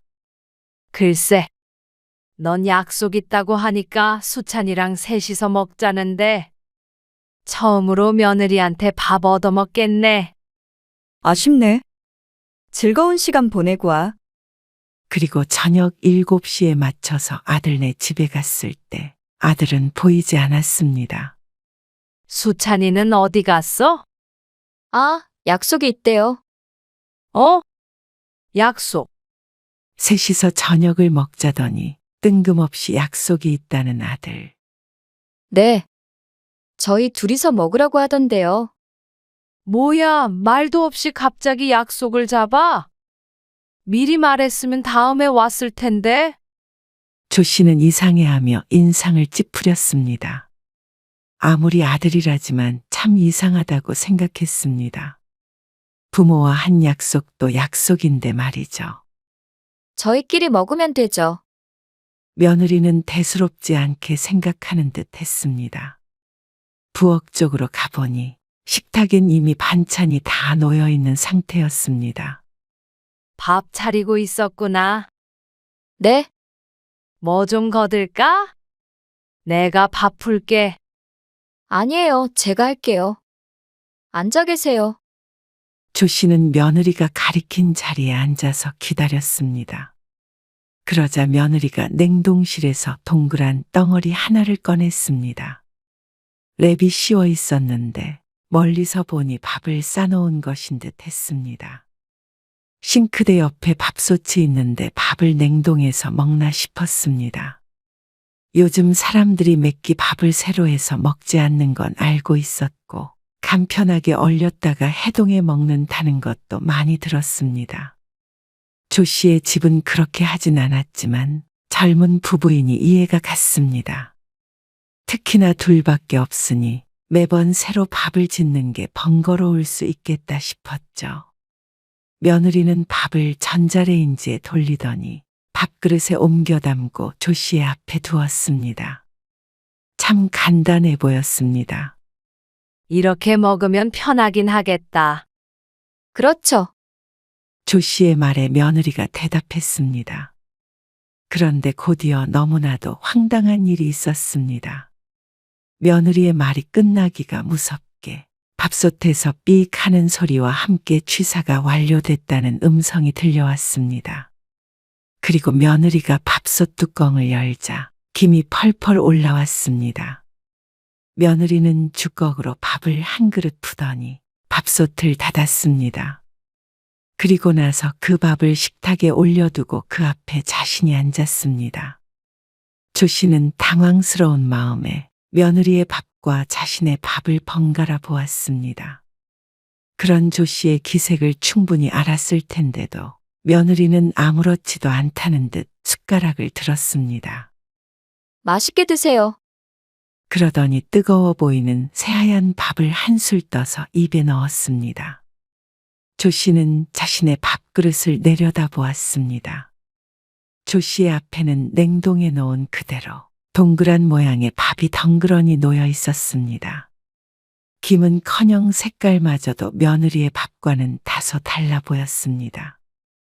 무슨 이런 일이 다 있나 싶었습니다. 며느리는 밥을 후 불며 먹다가 조 씨를 쳐다보았습니다. 안 먹고 뭐하고 있느냐는 눈빛이었습니다. 그래서 조 씨도 마지못해 한술 떴습니다. 전자레인지에 들어갔다 나온 밥은 수분이 부족했습니다. 그리고 심지어 먹으면 먹을수록 안쪽까지 해동되지 않아 가운데는 차갑고 딱딱했습니다. 반면에 며느리의 밥은 딱 보아도 먹음직스러워 보였습니다. 조 씨는 숟가락을 내려놓고 젓가락으로 겉부분만 깨작깨작 먹었습니다. 그리고 점점 조 씨의 표정은 어두워졌습니다. 아무리 애써도 표정 관리가 잘 되지 않았습니다. 어쩜 이런 경우가 있나. 머릿속이 너무 복잡해서 무슨 맛인지도 느낄 수가 없었습니다. 그러자 며느리가 조 씨에게 물었습니다. 왜 이렇게 안 드세요? 입맛에 안 맞으세요? 이상하다. 수찬 씨가 어머님 댁에서 가져온 반찬들인데. 밥에 정신이 팔려 보이지 않았지만 며칠 전에 아들 통해서 들려보낸 자신이 싸준 반찬들이 맞았습니다. 그 말을 들으니 입맛이 뚝 떨어져서 억지로도 먹을 수가 없었습니다. 그러게 입맛이 없네. 며느리는 고개를 갸웃거리더니 야무지게 식사를 이어갔습니다. 조 씨는 그 앞에 앉아서 며느리가 다 먹을 때까지 먹는 신용만 했습니다. 아, 맛있게 잘 먹었다. 어머님 그렇게 안 드셔서 어떻게 해요? 과일이라도 드시고 가세요. 아니야. 속이 안 좋아서 일찍 가봐야 할 것 같아. 아, 그러세요? 그럼 조심히 가세요.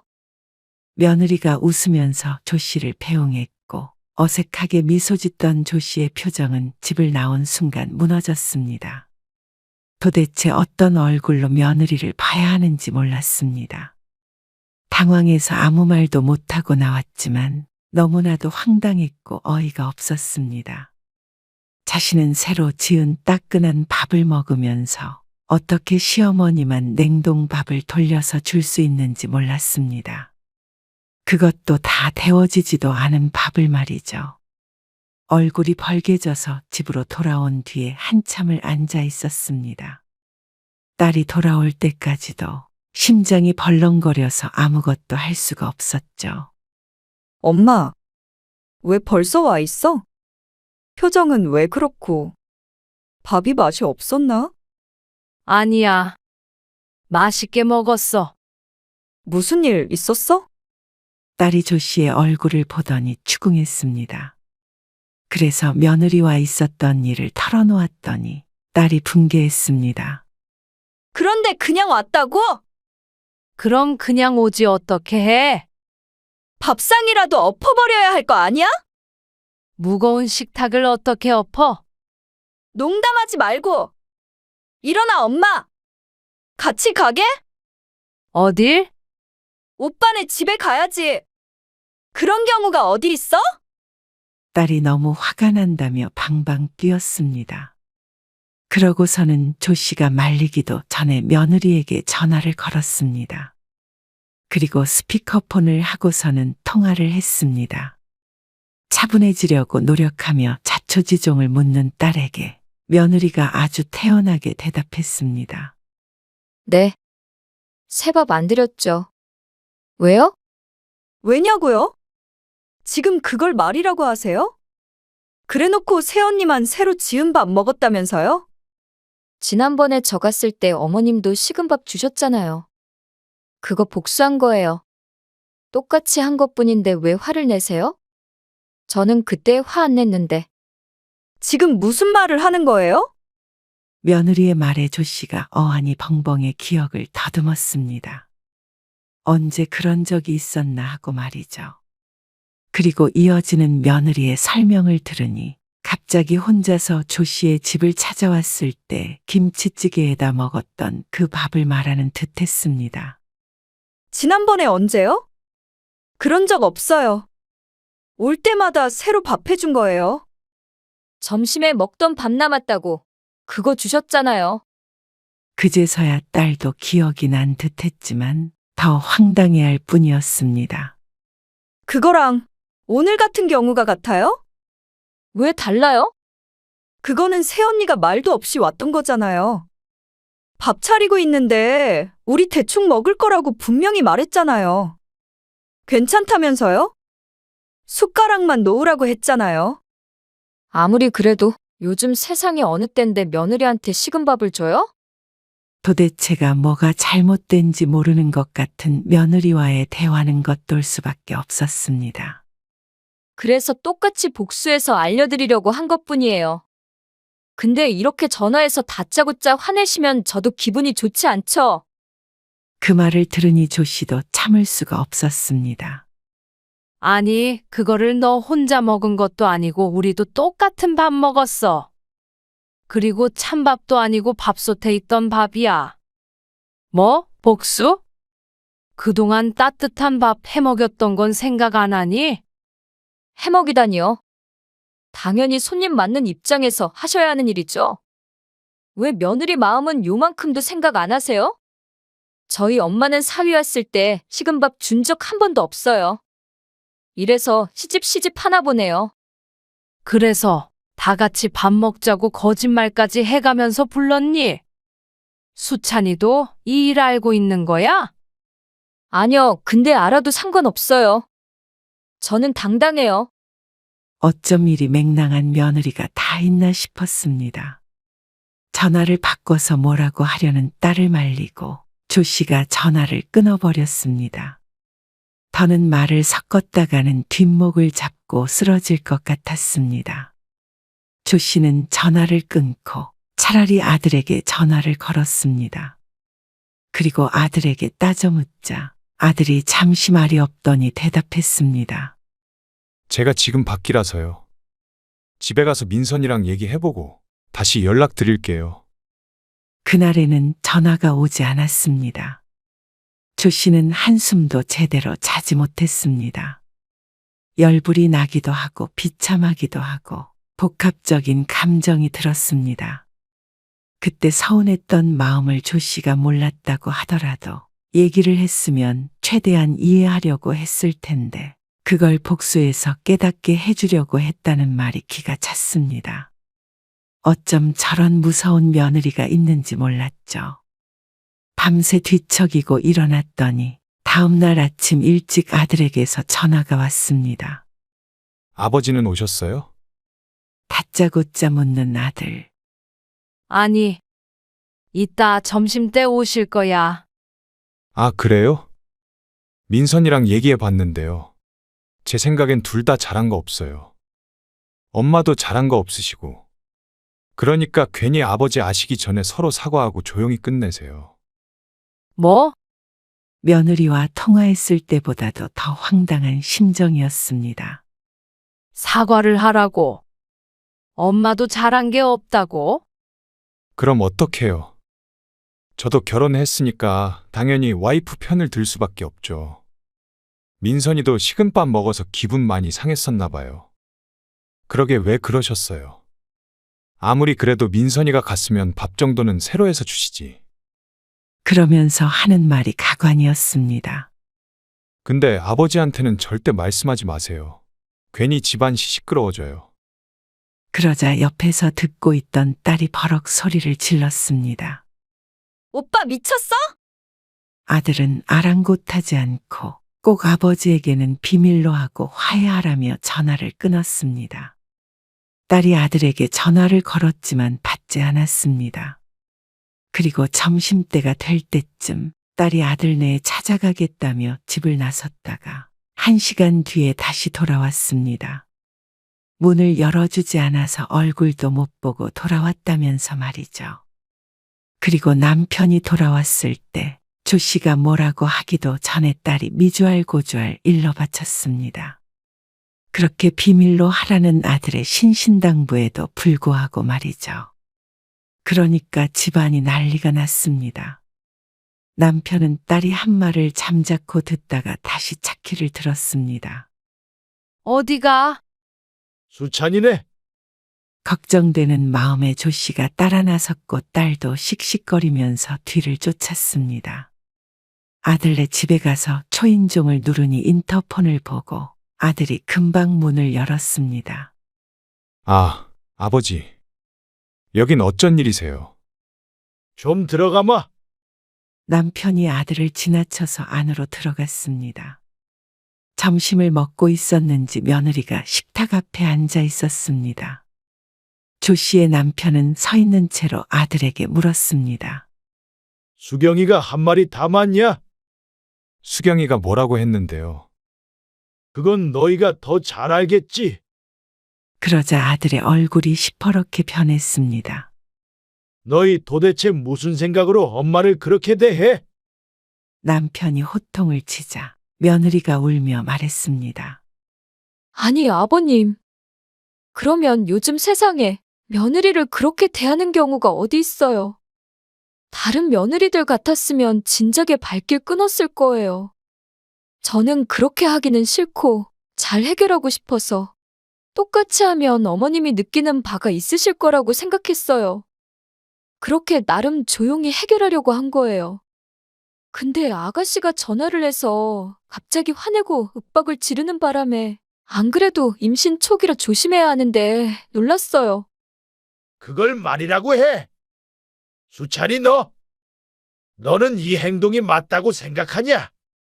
그러니 아들은 아무 말도 못했습니다. 둘 다 잘못했다는 말은 나오지 않는 모양이었습니다. 남편이 가만히 있다가 식탁 위에 있던 밥그릇을 휙 엎어버렸습니다. 너는 그래놓고는 밥이 목구멍으로 넘어가? 어떻게 이렇게 부모 알기를 우습게 알아? 아버지, 그게 아니라요. 민선이도 나름대로 사정이. 사정이 어찌됐건 간에 그렇게 다 마음에 안 들고 화가 나고 그러면 안 보고 살면 그만이야. 그동안 네 엄마가 너희 눈치 보느라 힘들었던 거 하나도 모르지? 나도 더 이상 네 엄마 고생시킬 마음 없다. 그렇게 잘난 너희가 알아서 살아. 그리고 자식이라는 이유로 받은 지원은 다 돌려줘라. 네? 그게 무슨 말씀이세요?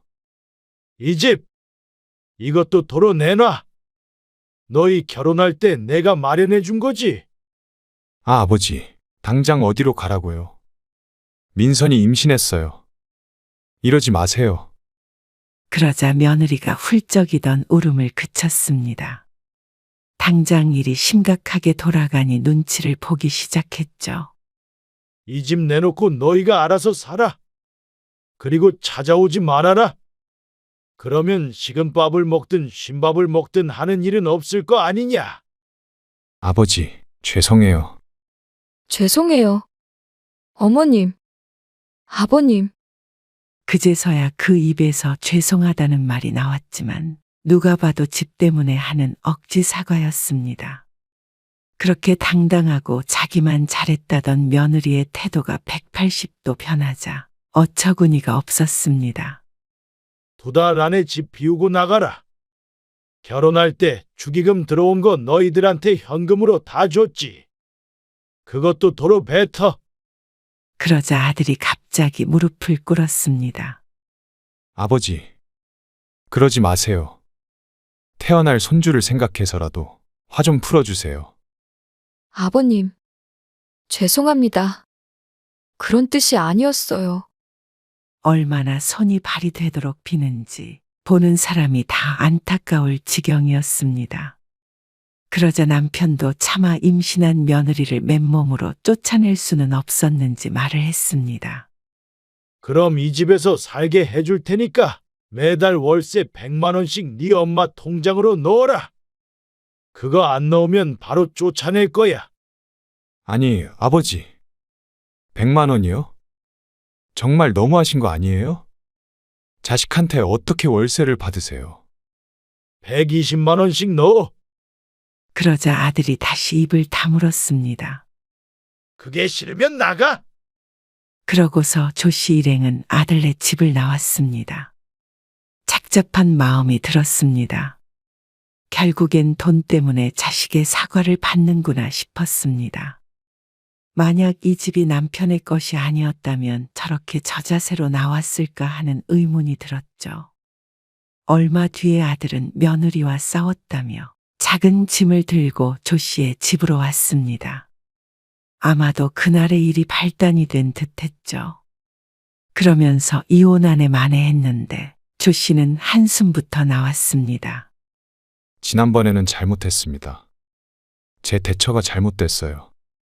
사과 충분히 들었으니까 월세 잘 내고. 너희 일은 둘이 알아서 해결해. 조씨는 아들을 집에 들이지 않았습니다. 아니, 월세를 120만 원씩 내면 애는 어떻게 키워요? 그것 때문에 싸운 거잖아요. 네 애지, 내 애니? 그러고서는 문을 쾅 닫아버렸습니다. 아들은 다시 집으로 돌아간 것 같았고, 이혼한다는 말 없이 있는 걸 보니 잘 화해를 했던가, 애초에 이혼할 생각 없이 월세를 안 내려고 조 씨를 설득하고자 쇼를 한 것 같기도 했습니다. 아버지가 무섭긴 했는지 다음 달부터 월세 120만 원이 조 씨의 통장으로 들어왔습니다. 그리고 조 씨는 아들을 안 보고 지냈습니다.